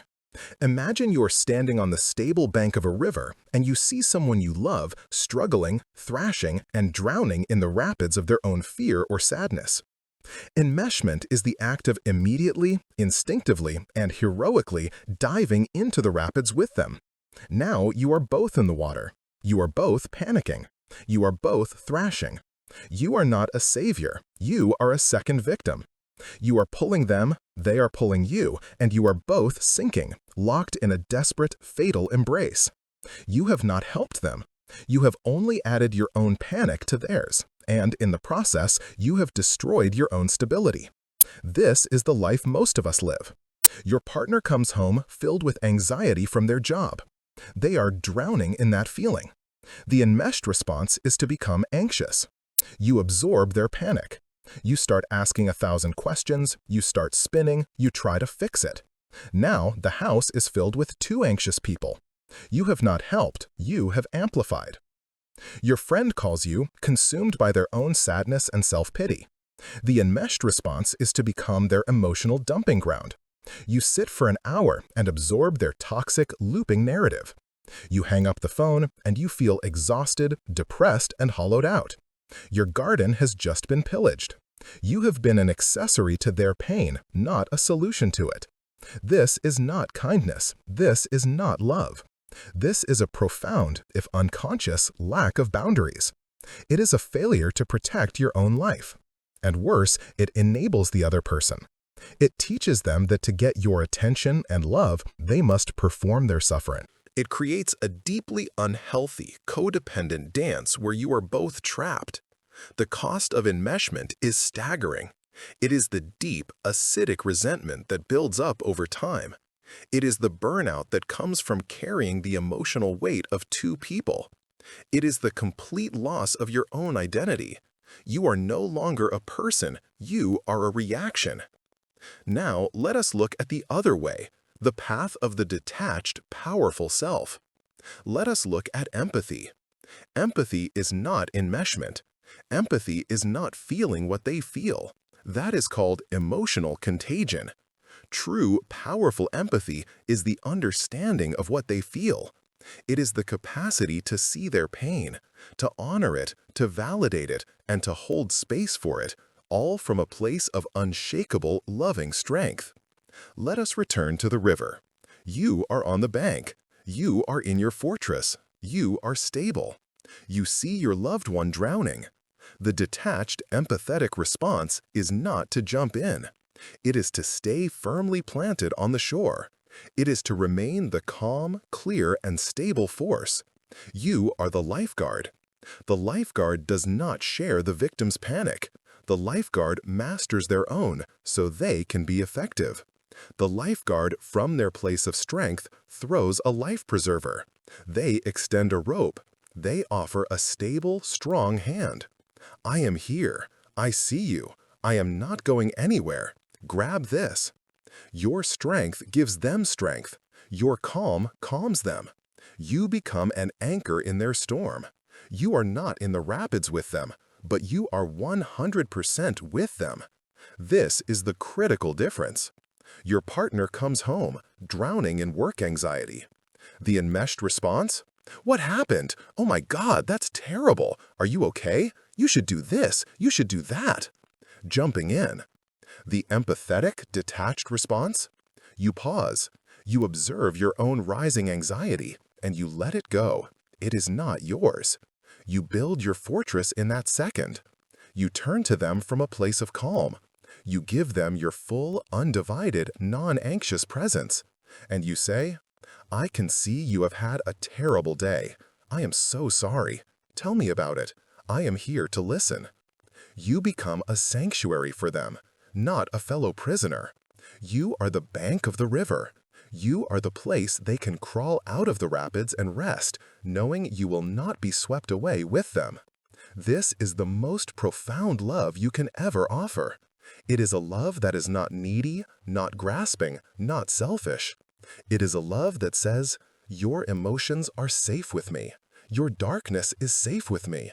Your pain is safe with me. Bring it all. I am strong enough to hold it. I am not afraid, and I will not be destroyed by it. So, how do we practice this? We practice it by building invisible, powerful boundaries.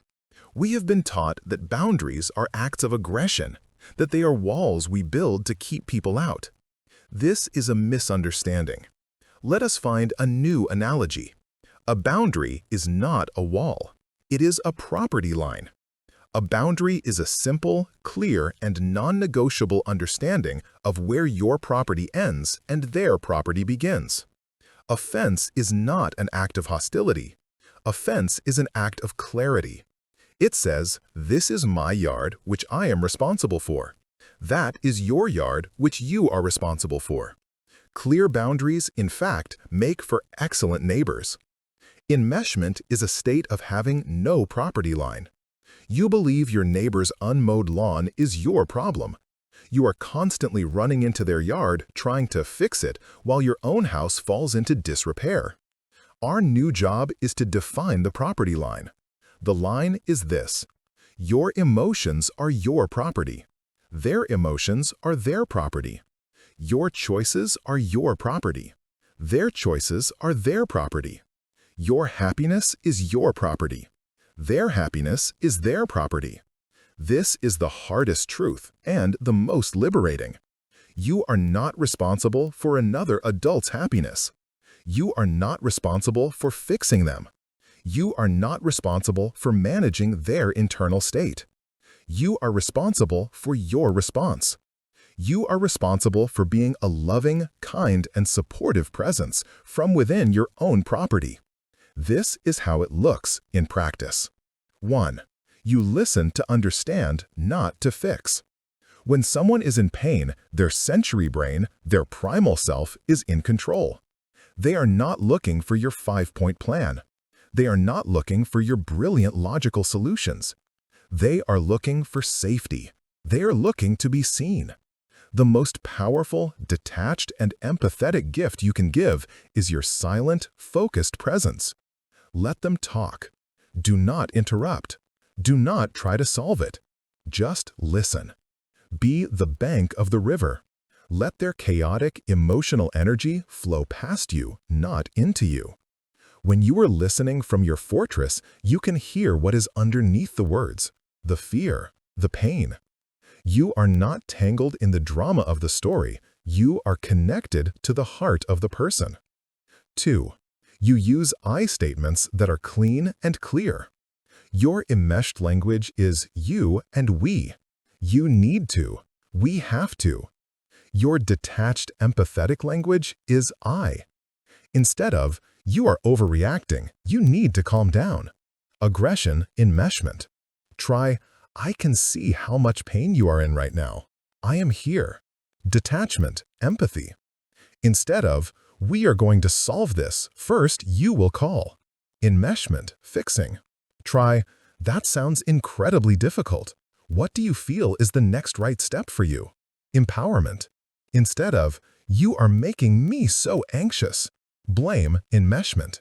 Try, I am starting to feel overwhelmed by this conversation. I need to take a 5-minute break, and then I can come back and listen. A clean, non-aggressive boundary. 3. You learn the difference between support and enabling. Supporting someone is throwing them the life preserver. It is an act of empowerment. It is listening. It is offering perspective when they ask for it.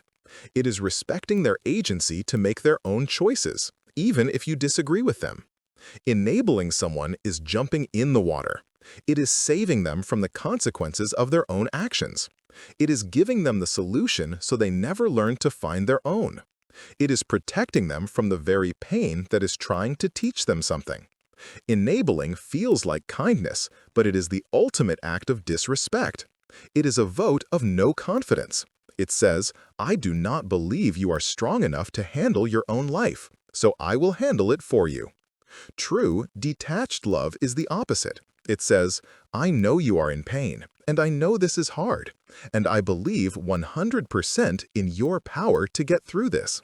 I am right here. I am not going anywhere. This is the highest form of love. It is the love of the parent who lets their child fall because they know the fall is the only way to learn to walk. This is the hardest work. You will feel guilty. Your old fawn pattern will scream at you. Your sentry brain will tell you that the other person's disappointment is a threat. It is not. You must, as part of this practice, become willing to be the bad guy. You must be willing to let another person be angry, sad, or disappointed in you, all while you remain in your calm, loving, centered fortress. You must be willing to love them more than you love their good opinion of you. This is the paradox. When you stop needing to fix people, you can finally help them. When you stop being enmeshed in their pain, you can finally become a healer of it. You are not a cold, distant robot. You are the lifeguard. You are the bank of the river. You are the anchor. You are the fortress. And from that place of profound, unshakable strength, you are, for the first time, able to offer the world a love that is clean, a love that is powerful, and a love that is truly and finally free. You are not haunted by your past. You are not, in fact, truly burdened by your present. If you are honest, if you are truly forensic in your self-assessment, you will find that almost every drop of your anxiety, your stress, and your suffering comes from one single imaginary place, the future. You are living in a state of perpetual low-grade fever. It is the fever of what if.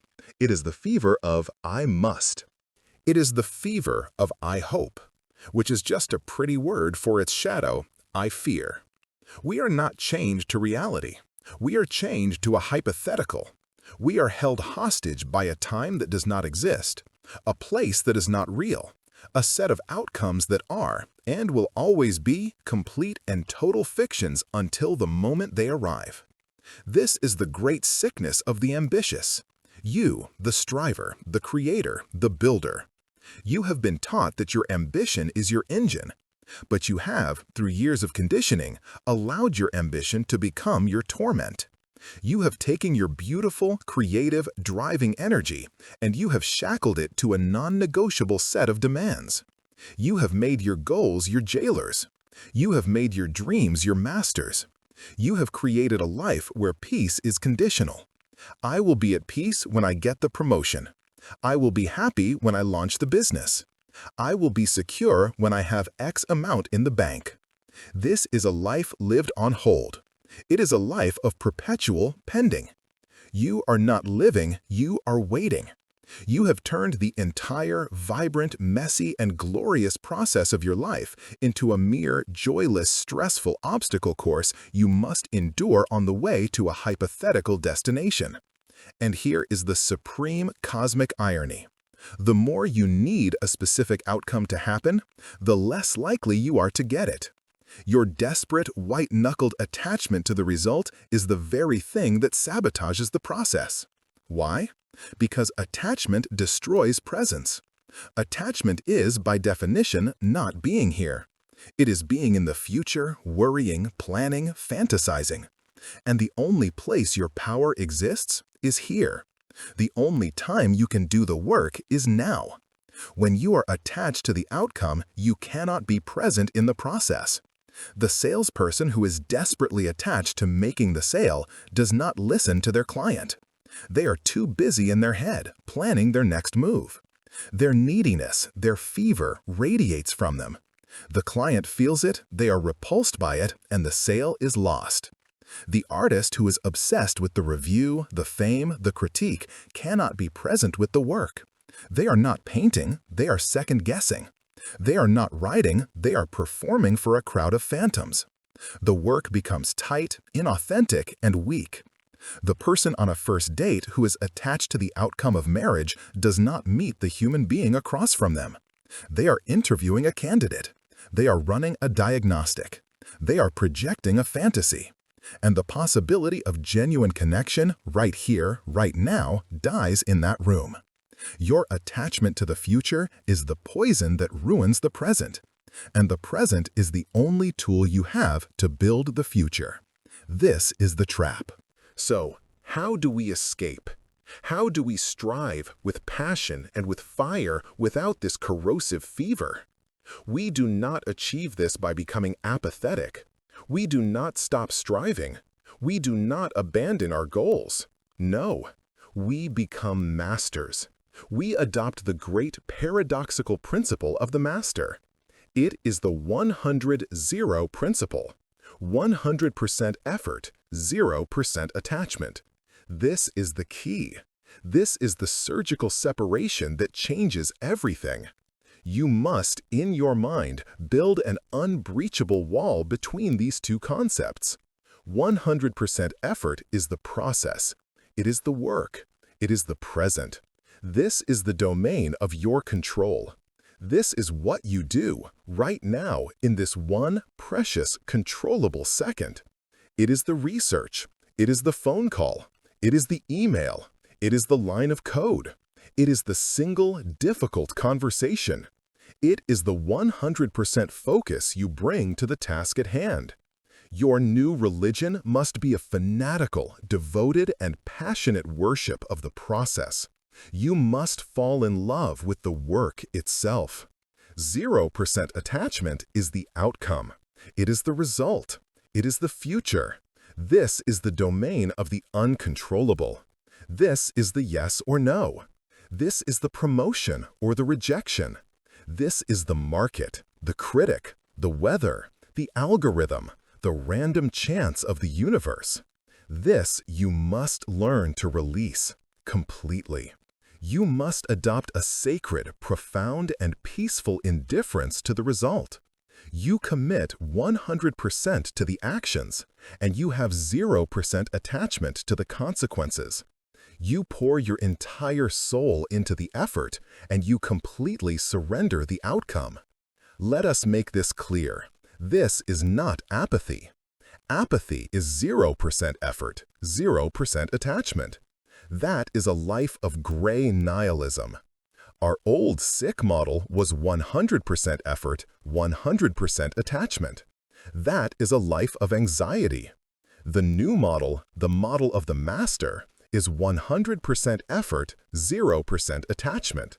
This is a life of flow, of power, of peace. Think of a master archer. The attached archer, the novice, stares at the distant bullseye.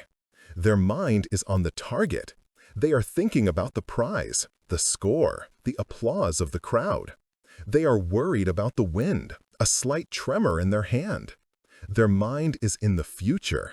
Their attachment to the result makes their body tight, their breath shallow. They release the arrow, and it is a gamble, an act of hope. The detached archer, the master, does not think about the bullseye. The target is a given, but it is not the focus. The master's focus is 100% on the process. The focus is on the stance, the grounding of the feet. The focus is on the grip of the hand on the bow. The focus is on the breath, slow and deep from the diaphragm. The focus is on the draw, the smooth, perfect alignment of the elbow. The focus is on the anchor, the sensation of the string touching the corner of the mouth. The focus is on the release, that single, clean, surprising moment. The master archer is in love with the act of drawing the bow. The master archer knows a profound, simple truth. If the process is perfect, the outcome is irrelevant. It is inevitable. The arrow will go where it must. Your job is not to hit the target. Your job is to perfect the shot. This is how you must now live your life. Your work is to fall in love with your process. Your goal is no longer to get the promotion. Your new goal is to become the kind of person who is so excellent, so present, and so effective that a promotion is a natural, inevitable consequence. But whether that consequence comes or doesn't come is not your concern. Your concern is the work. What does this do, this 100-0 principle? It cures the two great sicknesses of ambition, the fear of failure and the anxiety of success. Let us look at the fear of failure. What is this failure that you are so afraid of? Failure is nothing but an unexpected outcome. That is all it is. It is data. But in the old attached model, failure was a verdict. You attached your self-worth to the outcome. So, when the outcome was not what you demanded, it meant you were a failure. It was an identity. It was a judgment on your worth as a human being. And this fear is what makes you procrastinate. It is what makes you play small. It is what makes you not try. Because if you do not try, you cannot fail. Under the new model, failure becomes impossible. If your job is 100% effort and you gave 100% effort, you have already succeeded. You have done your job. The outcome, the failure, is just data. It is information. It is the universe telling you that was good but not effective. The process needs an adjustment. The detached archer whose arrow misses the bullseye does not fall to the ground weeping, declaring that they are not an archer. They calmly, coolly go and retrieve the arrow. They study the wind. They check their bow. They adjust the process. And they draw again. Detachment from the outcome does not remove the sting of a setback, but it removes the poison. It turns a fatal verdict into simple, useful feedback. And in that, you are liberated. You are finally free to take big risks, to be bold, to be daring, because yourself is no longer on the line. Only the outcome is. Now, let us look at the subtle, darker twin, the anxiety of success. Why would anyone be anxious about success? Because in the old attached model, success is just as much a prison as failure. If you get the promotion, if you make the sale, if you win, you are now attached to that. You have become the person who wins, and now you are terrified of losing it. The success itself becomes a new, heavier chain. You are not celebrating your win. You are already panicking about how to repeat it. You have to maintain the new higher stakes, or your identity as successful will collapse. This is the misery of the high achiever. In the 100-0 model, this anxiety is also cured. Just as you are not your failures, you are not your successes. A successful outcome is just that, an outcome. It is a pleasant, useful, and enjoyable piece of data. The detached master enjoys the victory. They celebrate it, but they do not fuse with it. They know the win was a byproduct of a process they perfected. And tomorrow, they will wake up and return not to the trophy, but to the process. They hold their successes just as lightly as their failures. This makes them grounded, stable, and incredibly resilient. They are not tossed around by the highs of a win or the lows of a loss. They are not the wave. They are the ocean.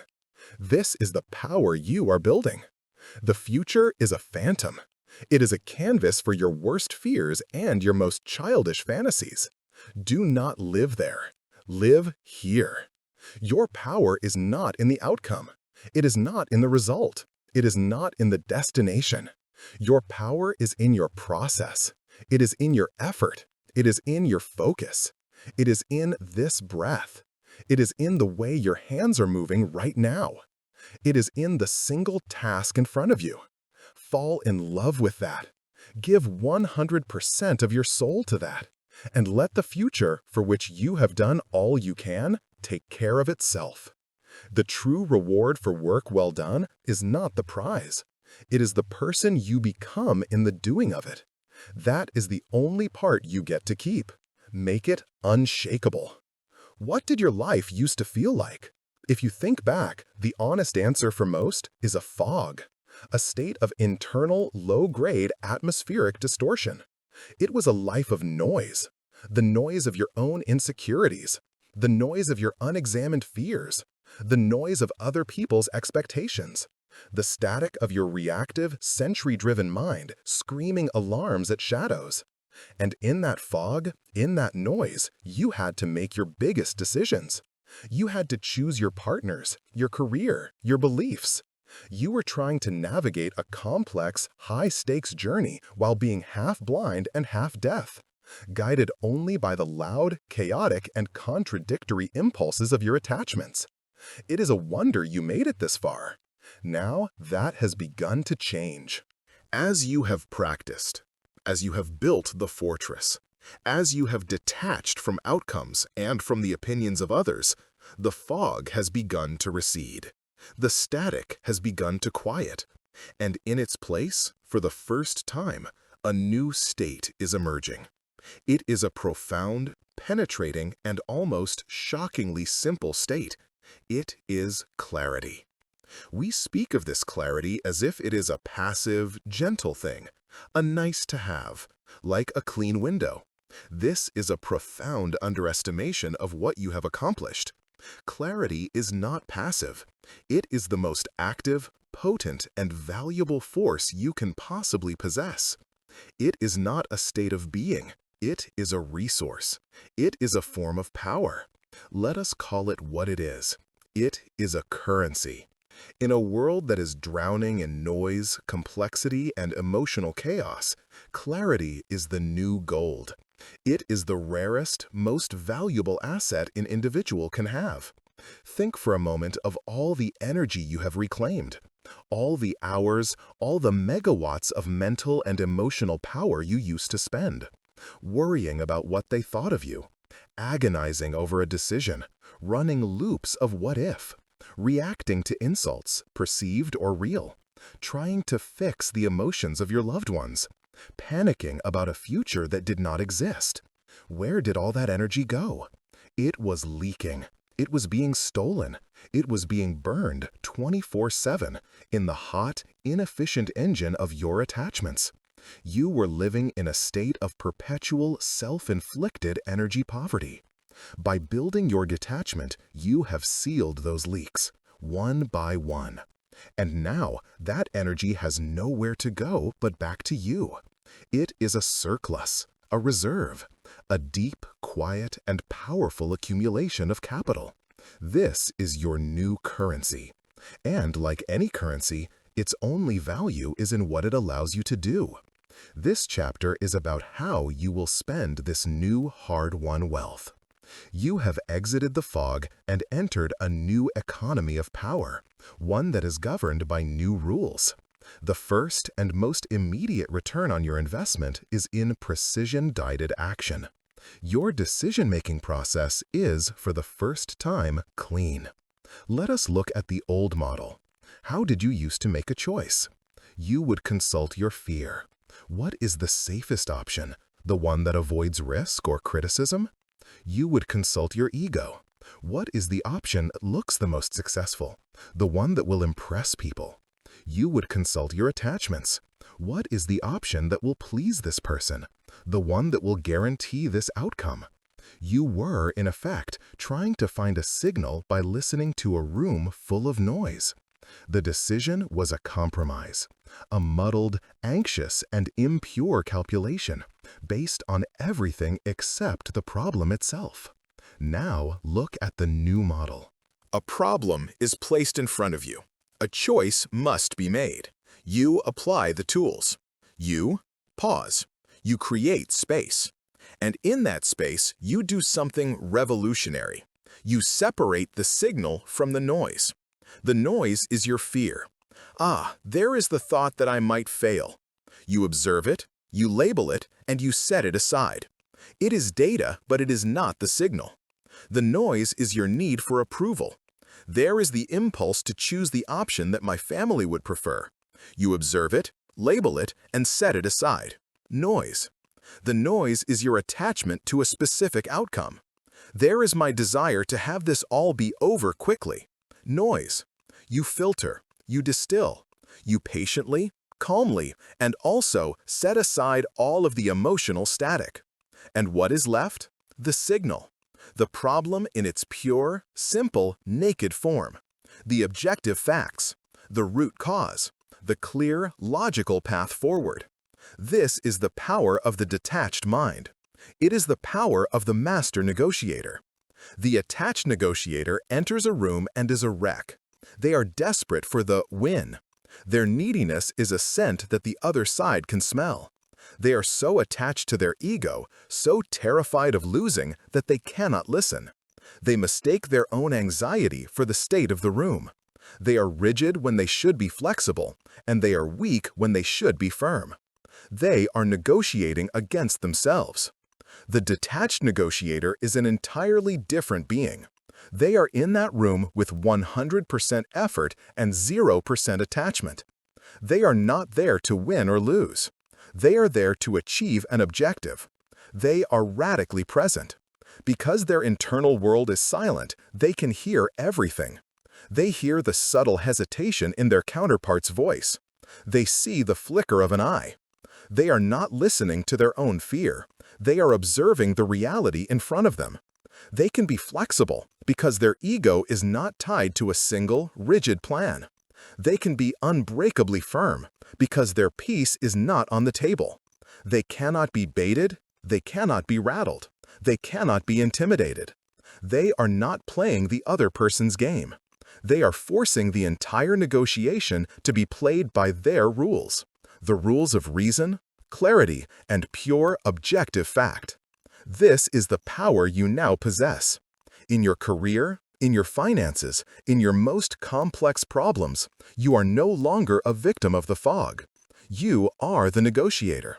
You are the engineer who can finally hear the signal in the machine. You will make decisions, not from a place of fear, but from a place of fact. And in doing so, your actions will become precise, effective, and almost effortlessly powerful. The second thing you will buy with your new currency is authentic leadership. Forget the old model of leadership. The noise, the charisma, the dominance, the performance. That is the insecure, attached model. That is the leadership of the ego. True, authentic leadership is not a performance at all. It is a state of being. And it is magnetic. In any family, in any boardroom, in any group of friends, in any moment of crisis, a silent, unconscious audit is always taking place. Everyone is instinctively scanning the room for one thing. Who is the anchor? Who is the person who is not panicking? Who is the person who is not reacting? Who is the person who is not adding their own anxiety to the fire? Who is the person who is calm, who is present, who is listening? In the past, that was never you. You were part of the storm. Now it is you. By mastering your own internal state, you have, by default, become the eye of the storm. You are the stable, quiet center around which the chaos of others can now safely spin. This is leadership. It is not about having the answers. It is about having the peace. It is the parent who, when their child falls and looks to them for a reaction, does not panic, but shows a calm, loving, unshakable face that says, "You are fine. You are safe. It is the colleague in the disastrous meeting who does not get pulled into the blame, but who calmly asks the one quiet, detached question that gets to the root of the problem. It is the friend who can sit with you in your darkest moment and who is not afraid of your pain, who does not try to fix you, but who simply holds the space and, in their own quiet strength, reminds you that you will not be consumed. This power is immense, and it is not taken from others. It is given to them. Your peace becomes a resource. Your stability becomes a gift. People will not be afraid of you. They will be grounded by you. They will trust you, not because you are perfect or brilliant, but because you are solid. They will bring you their chaos, and in your presence, they will find their own clarity. This is influence. This is power. This is leadership that is earned, not demanded. Finally, your currency of clarity buys you the one thing you have always truly wanted, a life of purpose. For so long, you were driven by the wrong things, by fear, by need, by a desperate scramble for approval, for security, for success. Your entire life was a reaction, a defense. You were the architect of a fortress, but with no garden inside. You were so busy defending, you forgot to ask what you were defending. Now you know. The noise is gone. The fears are labeled. The attachments are seen. And in the deep, profound silence that is left, you can finally hear it. The faint, clear, unmistakable signal of your own authentic self. Your values, your purpose, your truth. For the first time, your actions are no longer chained to a stimulus. They can be, instead, chained to a value. You no longer have to ask, "What will they think?" or "What if I fail?" You now ask a new set of questions.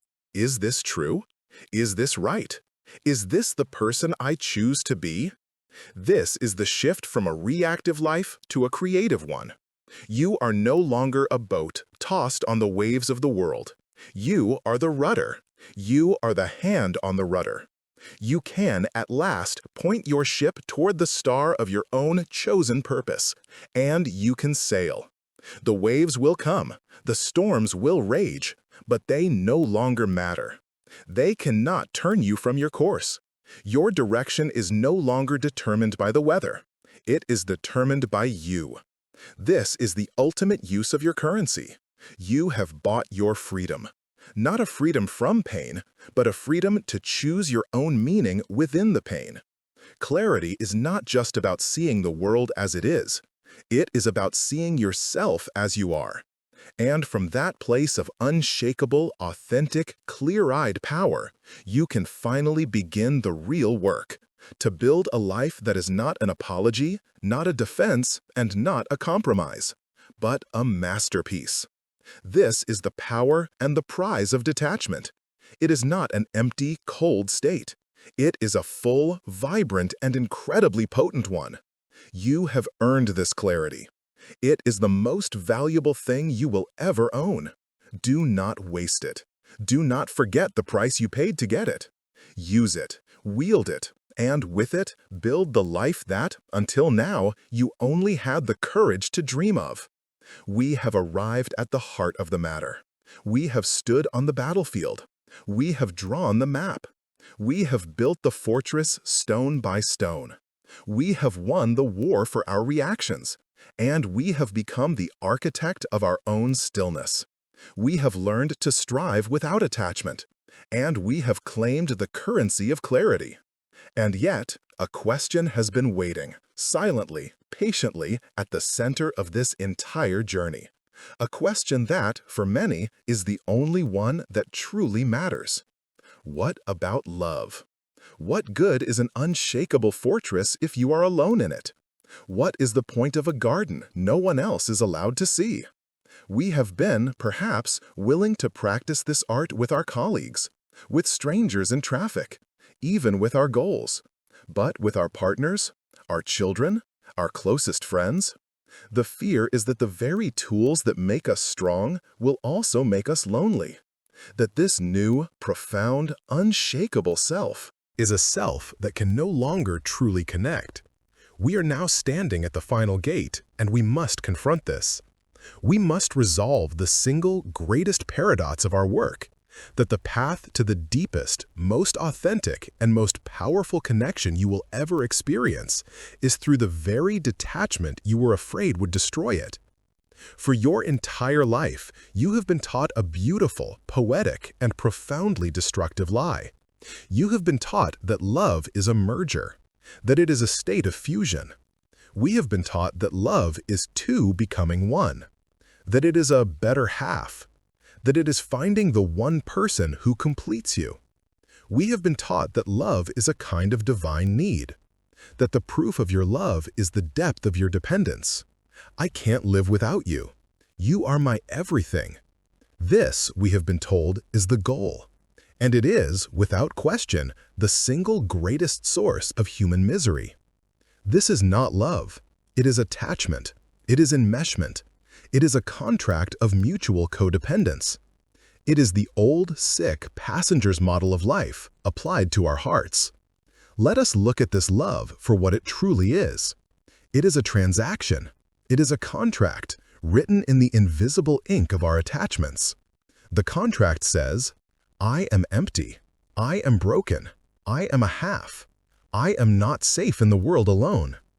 I am appointing you to be the source of my happiness. I am making you responsible for my sense of worth.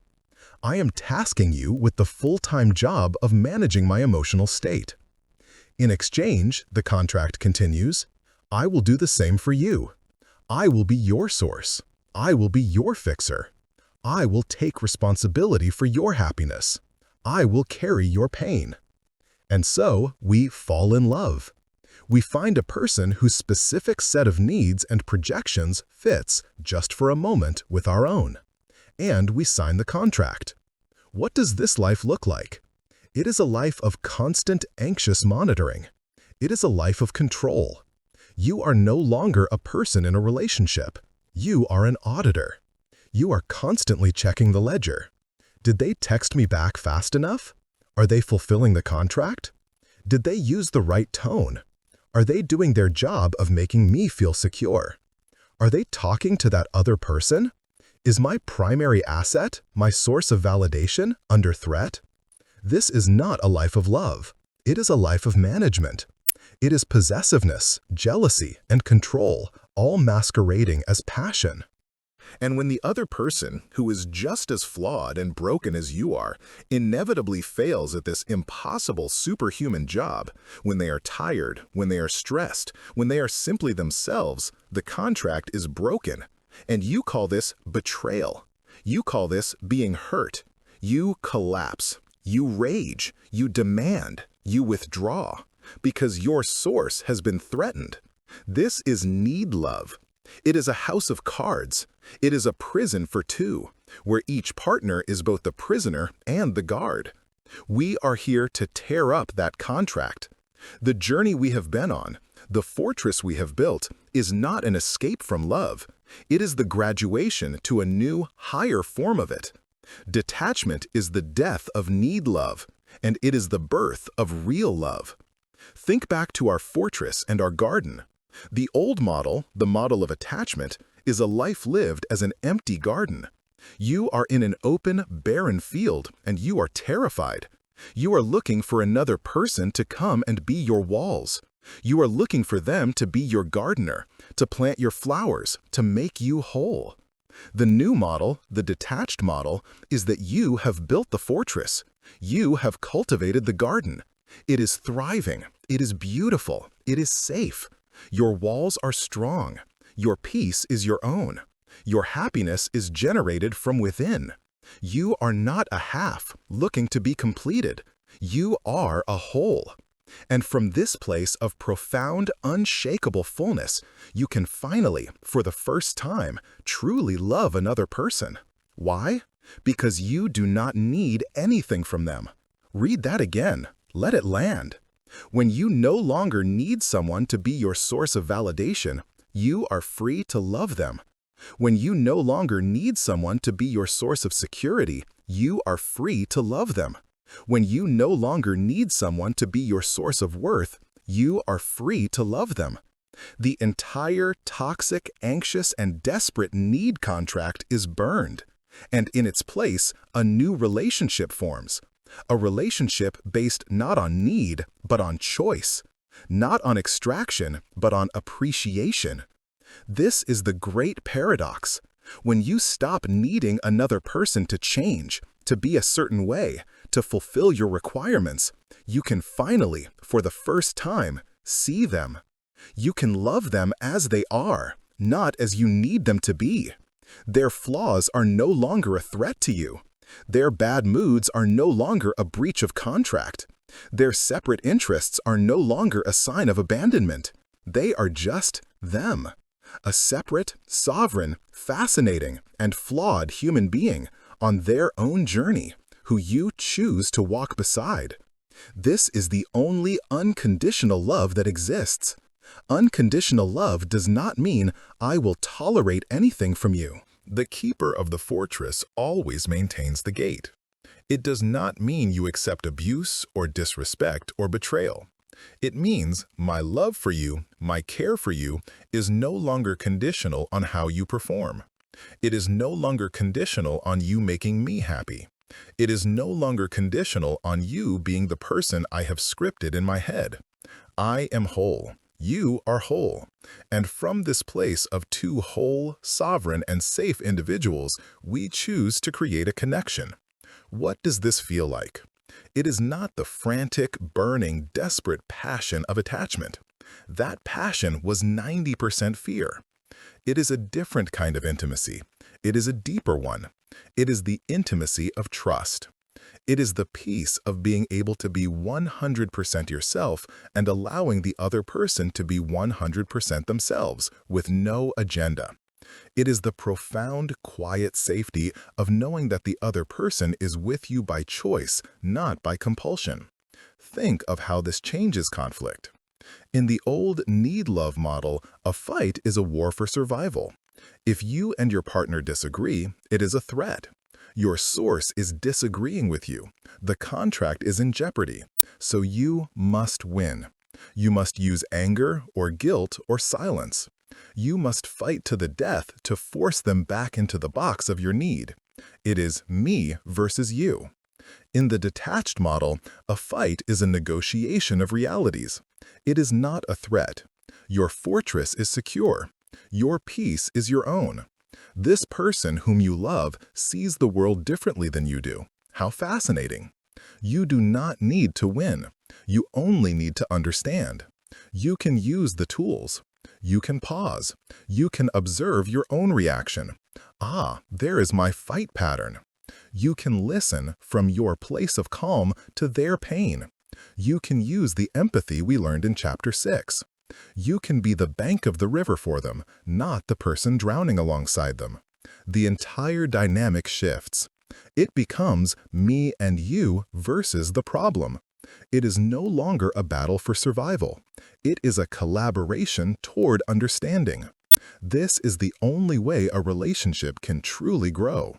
The ultimate gift you give in detached love is freedom. You stop being a guard, and you become a witness. You stop holding the other person responsible for your happiness, and in doing so, you give them the greatest gift of all. You release them from the impossible, crushing burden of being your everything. You liberate them, and you liberate yourself. This is the great, beautiful resolution. The fortress was never, ever meant to keep people out. The fortress was built to make you so profoundly safe, so unshakably whole, that you could finally, at last, open the gate. You can let people in, invite them into your thriving, beautiful garden. Not from a place of need, but from a place of abundance. You are not a beggar asking them for a scrap of validation. You are a host, offering to share the warmth and the peace that you have cultivated within. This is the final, beautiful truth. Attachment is a prison, a desperate clutch in the dark. Detachment is the key. It is the only key. It unlocks the door and allows you to step out into the light, to see another person clearly, and to offer them the only love that is worth anything, a love that is not a chain, but a choice, a love that is not a need, but a gift, a love, finally, that is truly and profoundly free. We are at the end of the manual, but we are at the beginning of the life. Let us return to the person you were when you first began this journey. The person who, in Chapter 1, we recognized, the passenger, the leaf in the wind, the exhausted gardener in the undefended field, the person living in a state of perpetual, low-grade reactive fever. That person was living a life of friction, bracing for impact, their hands not on the wheel. That person's peace was fragile, conditional, and constantly up for negotiation. Look at that person. Feel the echo of their exhaustion, their anxiety, their desperate, constant effort. Hold them for a moment with compassion. And then let us honor the work that has been done. You are no longer that person. The architecture is different. The operating system has been rewritten. You have confronted the invisible chains. You have faced the terror of the internal battlefield, and you have, with unflinching honesty, drawn the map. You have chosen the fortress over the wasteland, the garden over the paved concrete lot. You have gone to war in the span of a single second, and you have learned to create time, to create the pause. You have become the architect of your own stillness, mastering the tools of the observer, the reframe, and the perspective shift. You have learned the most difficult art of all, to love from a place of strength, not need, to offer empathy, not enmeshment. You have broken the fever of the future, replacing your attachment to outcomes with a devotion to process. You have reclaimed the currency of clarity, and you have seen how it translates to precision, leadership, and purpose. And finally, you have resolved the great paradox, discovering that only the detached heart is capable of true, free, and unconditional connection. This is the journey. This is the transformation. And it has all been leading to this, to the final state, to the arrival. Not just a set of tools, but a new identity. Not just a fortress, but the person who lives inside it. We have arrived at the unshakable self. What is this? It is not a myth. It is not a hypothetical state of perfection. It is not a life free from pain, from sadness, from challenge. Remember, such a life does not exist. The unshakable self is not a person who is no longer hit by the storms of life. The unshakable self is a person who is no longer defined by them. It is a fundamental shift in your center of gravity. Your old center of gravity was external. It was located in your job title, in your bank account, in your partner's approval, in the likes on a screen. It was, by definition, unstable. You were a structure built on a foundation you did not own, on land that was constantly shifting. Your new center of gravity is internal. It is located in your process. It is located in your values. It is located in your observer, that quiet, immortal, curious, and neutral witness. You have, through this work, pulled your center of gravity from the chaotic, shifting sands of the external world and placed it, with deliberate, architectural precision, onto the bedrock of your own internal, unshakable consciousness. You are no longer the leaf in the wind. You are not even the tree, which can be shaken. You are the mountain. The weather is still the weather.